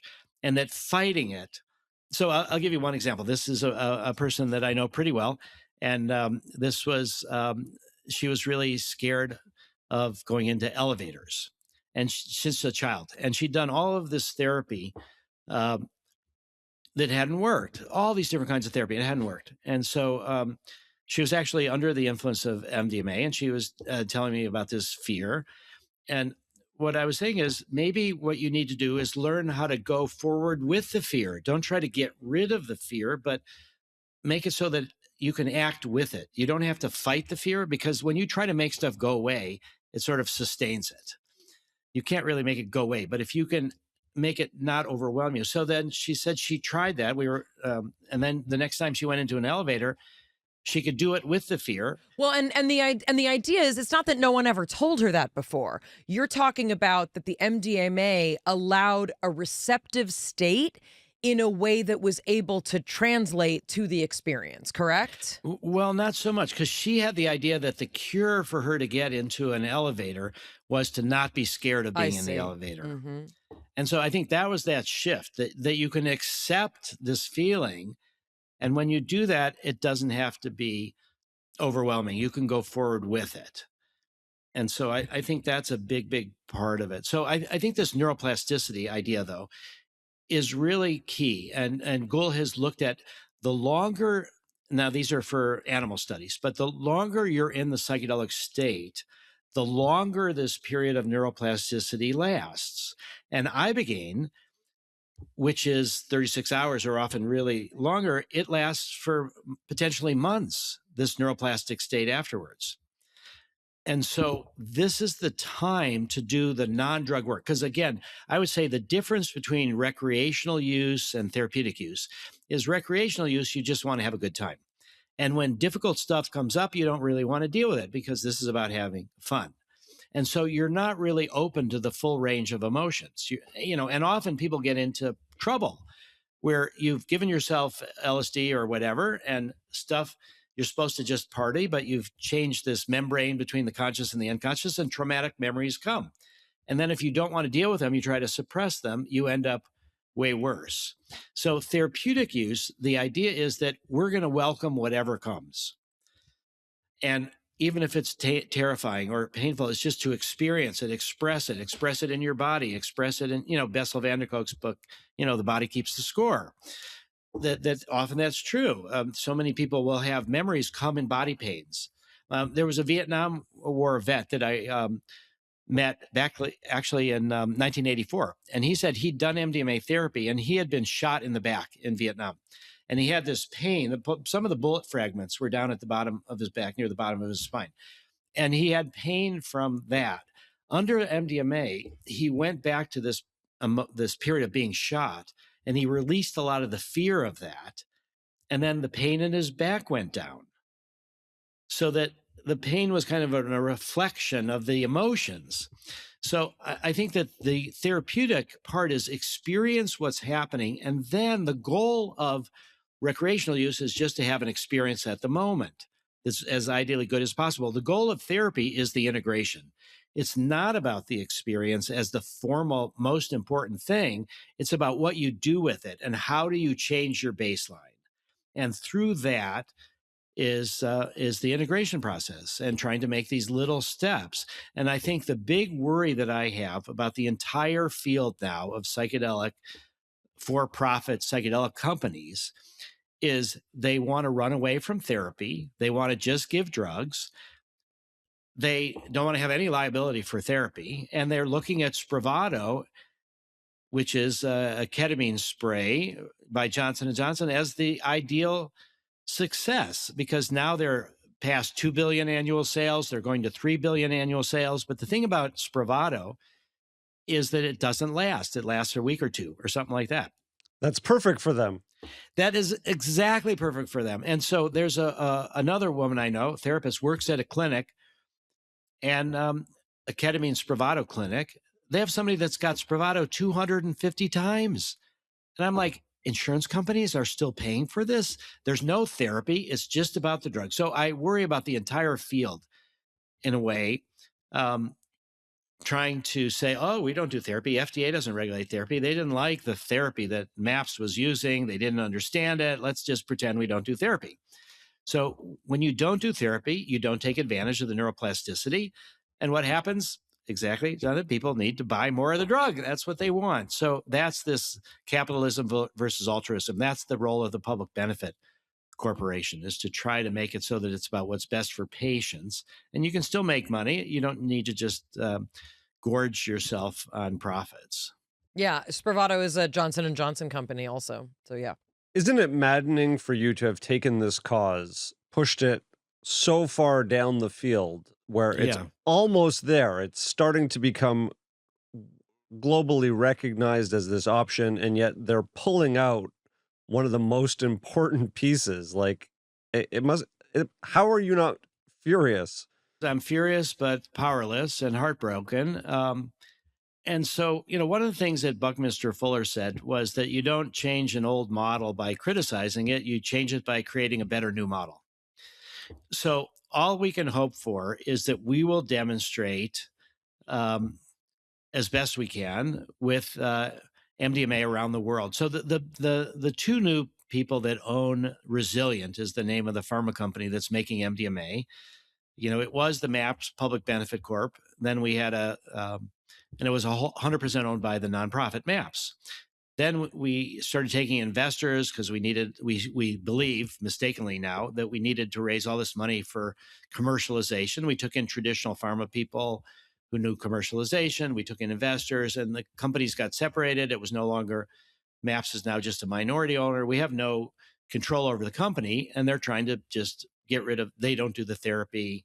But the owners of it, Antonio Gracias and also Christopher Hahn from England, are doing this out of their foundations, not out of their funds. They're not doing it to make money. And they've said that MDMA should be generic in all of Africa, in India, in Lebanon, and in low and middle income countries around the world. So we have this opportunity to bring MDMA all over the world and to do it in a way where we can train therapists. The other issue is going to be a lot of these countries don't even have therapists, like Rwanda.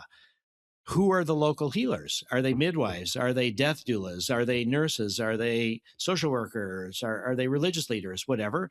And the move will be to treat people more in groups rather than in individuals. So we can try to create a better model where the goal is not to sell the most MDMA, The goal is to get the most durable outcomes. So it's really heartbreaking for me to see what's going on. The other part that's reinforcing this is that we have a clear system in the insurance in America to reimburse pharma companies for drugs. But reimbursing for therapy is not very good. And many therapists, potentially even most therapists, don't even take insurance.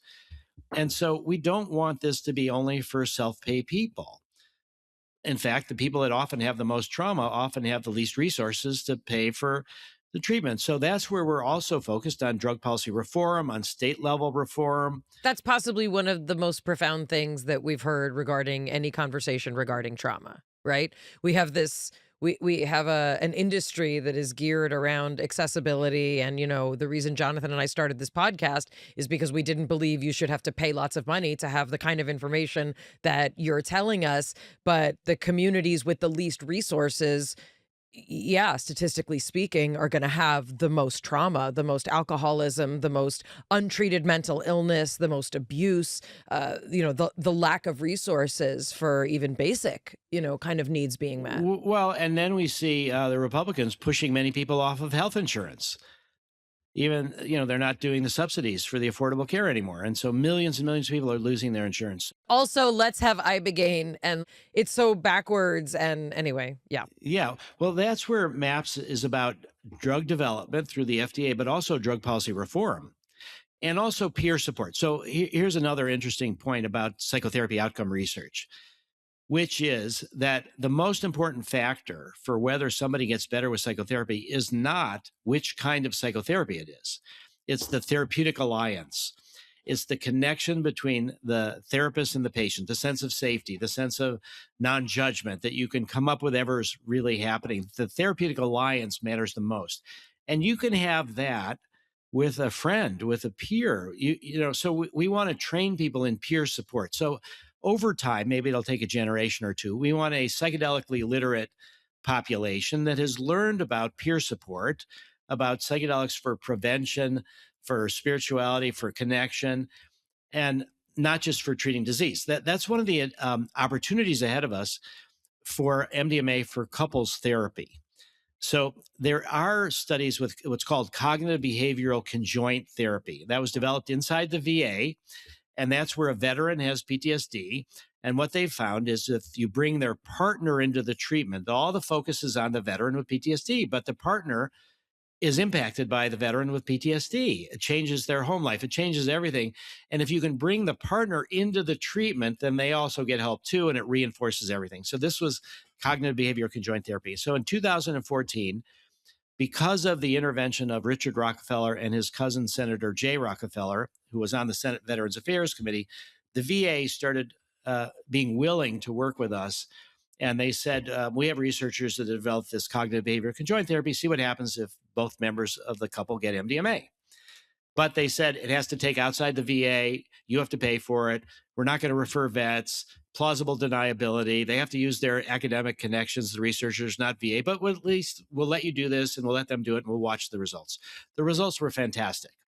And so then there was projects at Sunstone, which is a clinic in Rockville, Maryland, and they give MDMA to cancer patients and their partner. And they find that's tremendously helpful. So what we're now trying to do is MDMA for couples therapy where nobody has a diagnosis. Who doesn't have a diagnosis? What do you mean?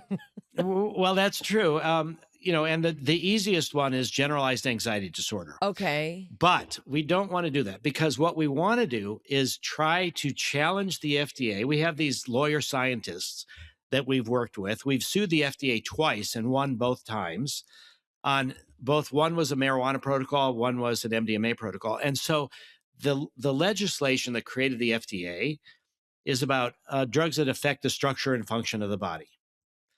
But it's not limited to diseases, technically. The FDA has never approved anything that's not a disease. You could say the closest is Viagra, which is like widespread for everybody. And, but it's sort of lifestyle drug, you could say. But they've turned it into a disease. So the opportunity that we have with the whole MAHA movement, too, is about preventative medicine. It's about moving, not just treating illness. So with MDMA for couples therapy, the challenge is going to be the outcome measures, because if you give MDMA to a couple and they decide to separate, that's a success.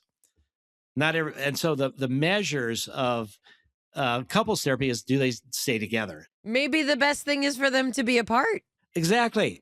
But most measures would show that as a failure. So Oh. we need to develop process measures of how they communicate.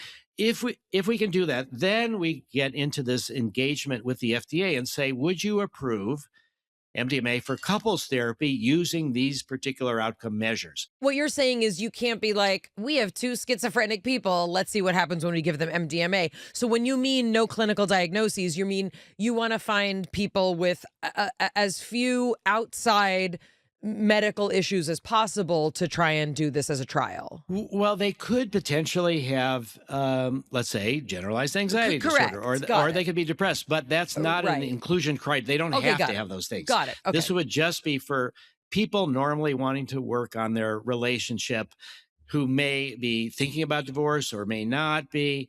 But like I said, you could get the best conscious uncoupling from a loving session. Well, that's Gwyneth Paltrow talked about that. When you're talking about minimizing conflict and having people in touch with their true self, that doesn't always mean staying together. I'm speaking as a divorced person, so, but that is a curious thing in terms of measures, because I'm sure, there's a Republican agenda that doesn't believe in divorce as well. And I'm not interested in them funding my research anyway.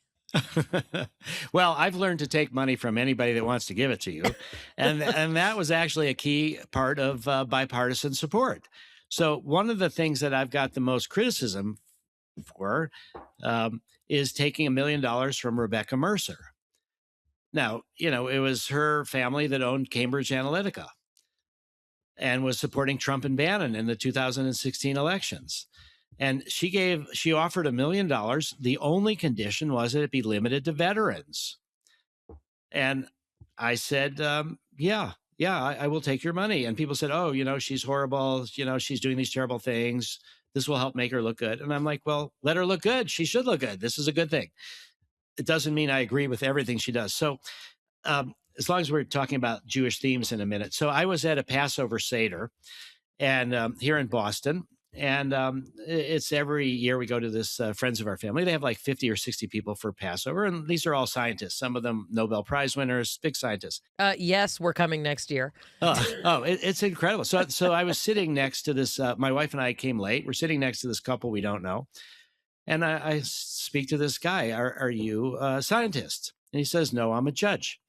And then his wife starts talking about a book that she wrote about parents who have life-threatening illnesses with their kids and how you deal with the grief. And so that led into this long conversation about MDMA. And we had this great conversation about MDMA. And then we started talking about marijuana. And we had this incredible conversation. And Passover Seders take forever. And you're going on and on and on. So hours later, I'm like, something is dawning in the back of my head. And I'm like, are you Stephen Breyer by any chance? And he said, yeah, I am Stephen Breyer. What? Yeah. And so then I said, okay, I have an ethical question I want to ask you, if you don't mind. And I was so glad that I didn't know who he was for the first couple hours of the stuff. So then I said, here's my ethical question. I've been criticized for taking money from Rebecca Mercer.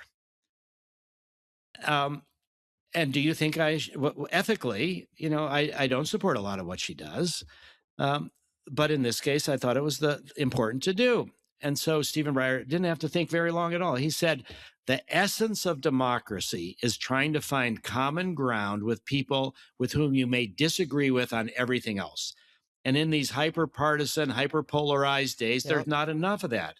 So by you trying to find common ground with Rebecca Mercer, which eventually led to Rick Perry, to all these Republicans, that led to Joe Rogan and led to the meeting at the White House that just happened on April 18th, so that I felt that the Supreme Court affirmed my fundraising approach. No, but I think that's very powerful because people, especially in these polarized times, we're looking to find the reason why, when people ask me, what do you think about RFK Jr.? I don't have one answer. I don't have a thumbnail Yeah, answer yeah. for you. When people ask sort of what we think about all different sides of every person representing every issue, it's not that simple. It is much more complicated, as you just indicated. Right, right. I would say from a moral, ethical perspective, the view that I have is that once you've established these bridges and you've built these bridges, there is an obligation to start trying to use the relationship to at least raise questions about the areas with which you disagree.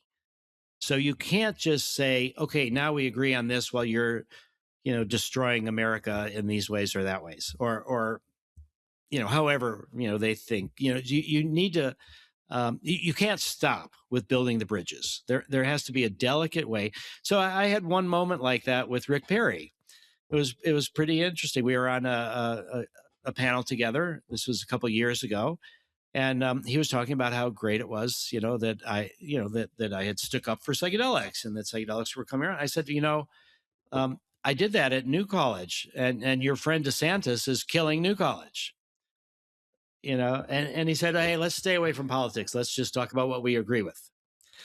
That was fine. But at least I registered a little bit of a disagreement. And, that has not harmed our relationship. At the Psychedelic Science 2023, and just to mention, we will have Psychedelic Science 2027 in May in Denver. So it's the world's biggest conference. So I came out at the opening ceremony all dressed in white. And Rick Perry came out all dressed in black. It was really a good contrast, and we're showing as we're building these bridges. What is going to happen with the new executive order that the Trump administration just signed? First off, you can't take anything at face value, so who knows what's really going to happen. But what I think it's going to happen is that they've given priority vouchers for sure for 3 companies to go through the FDA process faster. One of them is Compass Pathways for psilocybin for treatment-resistant depression. The other is USONA, which is the nonprofit for psilocybin for major depressive disorder. And the other is this company called Transcend that is using methadone, which is a MDMA light, you could say, for PTSD. So I think that these companies will be given faster reviews. There will be $50 million coming out of the federal government for psychedelic research. I think at most may be entirely directed to Ibogaine. We don't know. There's also an element of called right to try. So right to try is something that the Republican states, there's probably like 30 states that have approved right to try, maybe even more. But right to try says that if you have a disorder for which the currently available medications have not helped you, and there is a drug that's being researched for that condition, but it's still just in research, you have a right to try outside of research. You approach the company, they can give you the drug, and FDA is not involved with this at all. Now, the Drug Enforcement Administration has said right to try doesn't apply to Schedule 1 drugs, doesn't apply to psychedelics. So the executive order said, oh, no, right to try applies to psychedelics. Now, the companies may or may not want to give drugs to right to try. A lot of companies don't want to do that. So the question is, when they implement it, for example, Resilient, which is working on MDMA, they may not want to give it. But there are Canadian manufacturers of medical grade MDMA, can right to try count for importing from a different company, not the country that's doing the drug. So those are some of the questions that we'll see. So I think the executive order also sends a signal all over the world that this administration really is focused on moving through psychedelics. And I think it will have a positive effect. How far it will go remains to be seen, but I think it's just a sea change in federal attitudes towards psychedelics. Well, how long does it actually take to get through? When we say expedited, it feels like things can be stuck in the FDA for forever. Well, there's 2 different things. There's one, this priority voucher. There's other that is breakthrough therapy, and then priority review. So normally, it can take quite a long time to review drugs. It could take 8 months or longer, but priority review gets you 6 months, and the expedited review, these priority vouchers, get you down to 2 to 3 months. And also the companies can do what's called a rolling review, meaning that they give you the package on preclinical toxicity to the FDA. Then they give the package on chemistry, manufacturing, and controls, how you make the drug, so that they can review these things. They don't have to get all of the packages in for everything before they start the review. So I do think that it will expedite and speed up the drug review. My concern is that people will think, oh, look, FDA rejected MDMA. And now we've got Trump and RFK saying make psychedelics into a medicine. And we got this executive order. And now it's being approved because of politics, not because of the science, that it's worthy. So that's the downside, the worry that this people think, oh, it's being approved not because they deserve to be approved, but because the thumb on the scale from the politicians. The solution to that is a key part of what I thought was public benefit, but which is not being done by any of these pharma companies, which is transparency, meaning that the pharma companies should put all of their data in the public domain, like open science, and all of their communications back and forth to the FDA should be open. That's what MAPS did. That's how we built bipartisan support. That's how we built confidence and trust. That's how we helped the entire field. But that's something that's been shut down. But none of the companies do that now. I think that that's the antidote sort of to people worrying that these approvals now will be based on politics and not on the science. And if the science shows that they should be pushed towards legality, are we talking like 15 months they could be available? Or are we talking 5 years? Oh, less. Compass has completed its phase 3 studies. They anticipate before the end of this year they should have approval. USONA, I don't know if they've completed their second phase 3 study, but they're close to it. The other part is that Resilient, which is the company that's working on MDMA, has been in negotiations for quite a long time with FDA about what's next for MDMA. So I anticipate within the next couple of months, there'll be some kind of an announcement. Here's the path forward for MDMA. So we can't say, do they want another phase 3 study? Do they agree that efficacy is proven? What's the issues? My personal belief is that we totally demonstrated efficacy, and if they go forward, it should be a phase 4 study, not a phase 3 study, meaning post-approval. 5-MeO DMT for depression, LSD for generalized anxiety disorder. I think within the next couple of years, we'll have quite a few psychedelics. And my prediction would be, right now, I don't know the exact number, but there's thousands of ketamine clinics around America.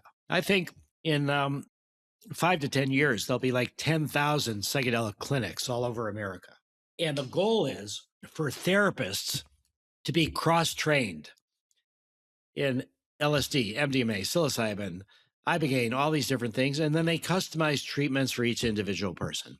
So again, when you come from a public benefit corporation context, I don't think everybody should get MDMA and all the other drugs aren't any good. And that is so we want the therapist ideally to customize the treatments for each individual person.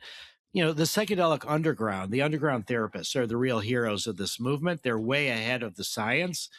So we just now, for the first time, have a study at Johns Hopkins, which is studying a combination of MDMA and psilocybin at the same time for PTSD.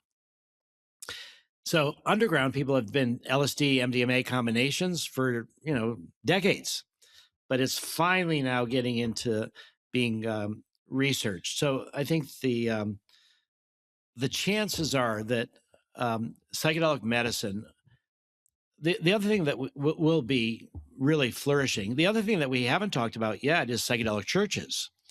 So, I was just at Harvard Divinity School a couple of weekends ago, and there was a seminar on psychedelic churches.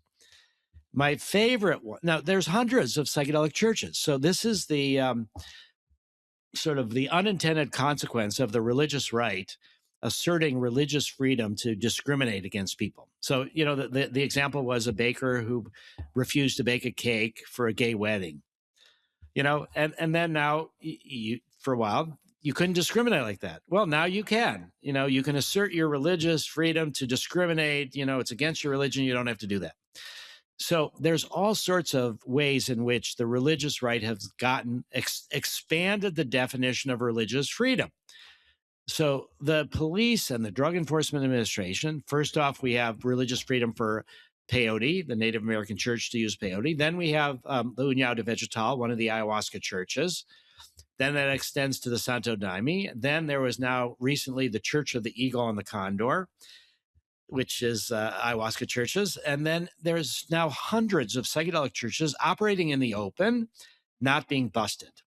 And I think the fear is that if they do get busted, they could create bad law, and that could solidify this idea that you can have psychedelic churches. There are even psychedelic churches that are not just about plants, that are about LSD or MDMA, that are synthetics. I'm sorry. Hold on one second. We need to just, Jonathan and I are both like, wait a second.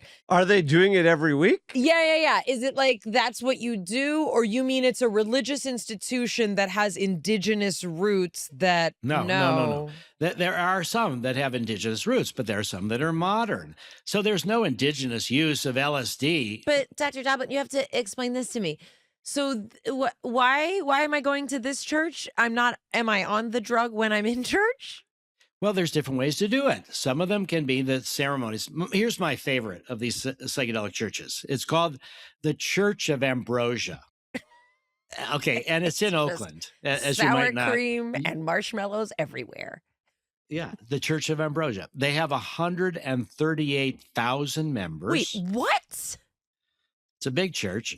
And what they do, though, is they don't have ceremonies usually in their church. They'll have some, but the idea is that if you're a member of this church, you have to come to the church in Oakland and pick up your mushrooms, and you can do them at home. That's a dispensary. That's not a church. No, they're operating in the open as a church. They've got a spiritual leader who wears robes and stuff, and who's got a great stable of lawyers to in case he gets busted. But they claim that it's a church, and they distributed like 100 pounds of mushrooms every month, which are offerings. You don't buy them, you make an offering. Some people get seats to High Holy Days, other people get mushrooms with their membership. Exactly. And then, here's your guide to do it in a spiritual way, to have a spiritual experience. So the idea is that they're giving you the spiritual framework. And in many cases, it could be, because I've heard of this for like ayahuasca ceremonies that are particular to certain, like there's Jewish ayahuasca. So they're also possible. I mean, I'm just trying to like benefit of the doubt. They're giving you the spiritual framework here. Yes. The benefit of the doubt is that there is a frame, a spiritual frame, but you don't necessarily do it together with everybody in the church once a week. You can have your own spiritual ceremonies in nature or at home or however. You've been on their podcast, it looks like. Well, David Hudgens is a friend of mine. He was an early marijuana dispensary guy, ready to go to prison, and then we get medical marijuana. So now he's a church leader. And he's sincere in a lot of different ways and believes this. And so, but the point is, they're operating out in the open. Nobody is hiding. And there's hundreds of these psychedelic churches. So it's another way of access. And it's another way. So I think one of the things that is difficult for people to understand about MAPS is that on the one hand, we believe that psychedelics should go through the FDA. They should be made into a medicine. There should be medical screening. There should be highly trained therapists. They should only do it under direct supervision. They should have integration, and it should be covered by insurance. At the same time, it should be legal for adults like cannabis is legal in the different states. I believe a little bit that there should be a license for it. Yeah, I don't know. I'm one of these progressive liberal skeptics that like giving everyone access to all the weed they want all the time hasn't been the most productive. Well, I think that's true, but you have to weigh that against the drug war and the evils of the drug war. Absolutely. If those are my choices, I will take all of these unmotivated people watching TV, not wanting to have sex or leave their house. I will take that. I'm being serious, like over Okay, criminalization. but I do think that a lot of people find marijuana really good for sex. It's not that Sure. that people just are couch potatoes at No, I was talking about this trend of like young people don't want to have sex, but yeah, I wasn't blaming pot for that. Oh yeah. Thank God I grew up before that trend began. All I can say is, But they don't want to smoke weed either or do drugs. They're all straight edged. well, it's up to them. Everybody should be able to choose what they want. But if there's a little bit of a license, this actually is not my idea. This is Timothy Leary's idea. So the idea is that he said it's like flying a plane. You have a little bit of a license, driving a car. So you get a little bit of you have to have a minimal amount of education. You get pass this test, you get a license. And the purpose of it is more to take it away if you misbehave. So for example, alcohol, I think in our culture is regulated too lightly. So you're a drunk driver, you lose your driver's license, or you go to a bar and you get into a fight and you get arrested, whatever, you can still go into a liquor store or bar and get alcohol. If you had to have a license to buy alcohol, if you misbehave, then your license is taken away and it'll be a little bit harder for you to. So there's a lot of different ways, but I think that over time, we develop a psychedelically informed culture. We replace the DARE program. We dare to do honest drug education. And we teach people about peer support. MAPS does that with the Zendo project that we started, is psychedelic harm reduction at festivals. And they also train people on how to help your friends and others if they have difficult psychedelic experiences. You don't run away from it, you go into it. This idea that the resistance is what keeps it alive.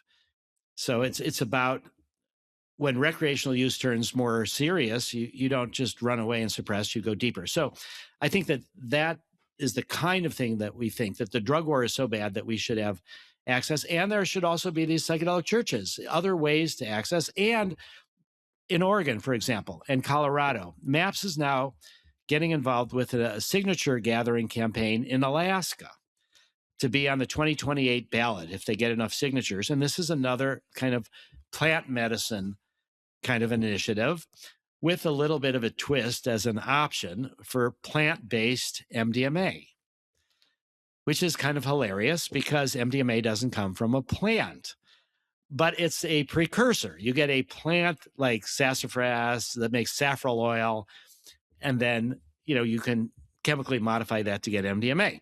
So that's a plant-based MDMA. It's not plant-derived MDMA.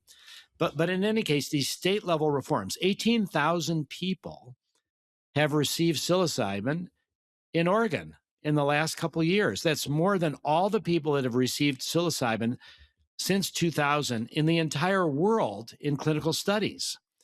And the beauty of these state reforms, now we have Oregon moving to Colorado, where people don't have to have a diagnosis. You can just go for personal growth.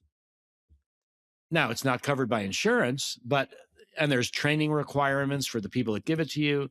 So there's all different ways to provide access. But I think that the suffering is so great, and it's likely to increase, not just the U.S. and the world. So I would say that, for 40 years, MAPS's basic focus has been make MDMA into a medicine. Now we've started and launched a company that we're no longer in control of, and it's going to try to make MDMA into a medicine in the U.S. But MAPS is now globalizing access around the world in nonprofit context, and we're taking a nod from Bhutan, which created the gross national happiness measure. So what we're saying is we need gross national trauma measure. And if we can have that, then we can chart our progress over the next 40 years or so. Are we able, as we spread access to psychedelics and other kind of treatments, able to reduce the burden of trauma that you experience and multi-generational trauma through epigenetics? And so this gross national trauma measure, I just need a philanthropist to say, here's $3 or $4 million to create the measure, which I've not found. But I think that that's the big thing, is to think globally, to think about humanity as a whole, to think about consciousness shift to where we don't kill each other for our differences, but we learn to appreciate each other, and where people don't see the world through these trauma lenses, which most people do now. I mean, it's so beautifully said. We're so grateful to get to speak to you again. We want to congratulate you on the 40th anniversary. And if you'd like to learn more, please go to maps.org. There's so many incredible links there. Consider membership if, that's something that you'd like to also contribute to. I'm just, speaking to everyone listening right now, maps.org/membership. Thank you so much for being here and for continuing to really fight on behalf of people who really deserve, kind of better than the system that many of us have always thought that is what we're destined to. You've really opened up something so new. Yeah, thank you for having me. And I think being willing to talk about these kind of controversial topics, even 13-year-olds and stuff. Thank you so much, Dr. Doblin. Such a pleasure to speak to you again. Look, a lot of people are going to have pushback about the psychedelics for people under 18. His notion that you should treat closer to the trauma and that the brain isn't developing normally after those experiences anyway, which is an interesting argument, but we don't have any information about how it's going to interact with that age of a brain. Well, look, I mean, I think I'm not trying to be like this hand wavy, like, oh, their brains are still developing. Don't, You love a hand wave. No, as Dr. Doblin would say, like, he's not a physician. Like, this is not, he's obviously a complete expert, but I would like to speak to physicians. I'd like to speak to neurologists. I'd like to speak to developmental psychologists to kind of learn more about some of these mechanisms. I mean, I think here's what I can say, and I'm not a very experienced person with drugs. I think we all know that. But if you had given me and many of the kids that I knew, especially the kids with complicated childhoods or very active brains, if you had given us access to those kinds of drugs at a young age, I don't think that would have turned out well for a lot of reasons. And obviously, I'm not talking about recreationally, but that's a kind of like mind expanding experience that I think can be, I don't know. I'm just like, Jonathan, can you help me out here? Just like a little overwhelming in ways that we may not know how to regulate yet. I don't know. I think it depends really on the home situation, because if you're in a toxic environment at home, and then you have this mind expanding experience, and then you're back in the environment that has that toxicity, it has nowhere to go or nowhere to land. If you are in a supportive home and you have a container and you've then had a traumatic experience that feels like a one-off situation, whether it be some sort of violence or some tragedy or an accident, and you then go through an experience with a professional that can help you make sense of it and reframe your experience, and then all of a sudden you've gone from someone who can't process emotion to being less shut down, more open, available to connect. Yeah, I think that would have serious positive benefit, but the scale. Yeah, if the call's coming from inside the house, that's a whole other problem. And then the question is, what level of trauma do we, let's say as physicians or whatever, what level of trauma do people feel comfortable saying, this child is not safe in this home? These parents are abusive. This is perpetuating the trauma. Or God forbid they witnessed an accident where they experienced a rape or an assault. And then it's being reinforced by, I don't know, that the number of regulations and assessment, I don't mean government regulations, I mean just even on a small level. So I don't want to focus also our whole conversation, especially after such an amazing, set of interviews or set of conversations with Rick. I don't want to focus on the underage stuff, but I think that a lot of people, I think a lot of people have heard about microdosing, right? I think that's something that a lot of people are more familiar with, or gummies at parties. Apparently it's a thing on the night table, meh, meh. I think people are more familiar with that kind of, you didn't like that sound? That was the sound of there's gummies on the table. Meh, meh. People are more comfortable with that notion, but the idea that we're talking about, for example, the MDMA protocol that we're talking about, let's say it would be 3 months in a row, you have one session of MDMA, per month. You're then having to have weekly 90-minute sessions to integrate. This is not let's see if this changes your neuroplasticity. statistically speaking, and what the studies that Dr. Doblin is working on and supporting, these are studies that have highly regulated results for a very specific kind of training and protocol. Can we expand that out before the pharmaceutical companies get their claws into it and make it completely something that it's not supposed to be? That's the race that we're in right now. I mean, well said. The concern about the pharmaceutical companies focusing only on the substance and leaving out all the therapy and the reprogramming, the notion that your brain is now open and capable of forming new pathways and changing its perspective. But if you don't integrate that, then you're just going to go back to all the patterns that you had before. If you don't change your thinking, your story, your perspective, then you're actually not getting the benefit of the neuroplasticity. And I think a lot of people, like if you were to say that to, let's say, a young, cool person, they'd be like, you just don't understand, dude. But the idea is if we're using this for trauma, it's not just about, can you have your life change? We're talking about this drug is doing something that no other drug before it has done. We are talking about opening up the parts of your brain that you think are wired. I mean, you think that they are set. Those grooves are deep. I've been through too much. I can't get over it. This is a magic potion. This is a magic class of medication that is opening that up. It's like blowing the top off it. It's like no other medicine you've heard of. It's not like ibuprofen. It's not like icing your back. This is like there's a mechanism that can utilize the brain's natural ability to learn new things, to mute the default mode network, and to be able to say, you don't have to think this way, you don't have to feel this way, and you don't have to live this way. That's this kind of drug. That's why we're making so many rules about the integration, this, that. It's not just grown-ups being like, you kids better do what we say. You don't know how this drug works. It would be the equivalent of like, let's say you're supposed to take a vitamin, but you don't know that you have to take it with a different vitamin for it to be absorbed by your body. This kind of treatment will not be absorbed by your body. If you want it to work for trauma, for resistant, treatment-resistant depression, if you want it to work that way, that's why these protocols exist. Well said. Very well said. I'm so grateful that we got to talk to Dr. Doblin again. Our first conversation with him was pretty early in our adventures here at Mayim Bialik's Breakdown. Within the first handful of episodes, definitely in the first year.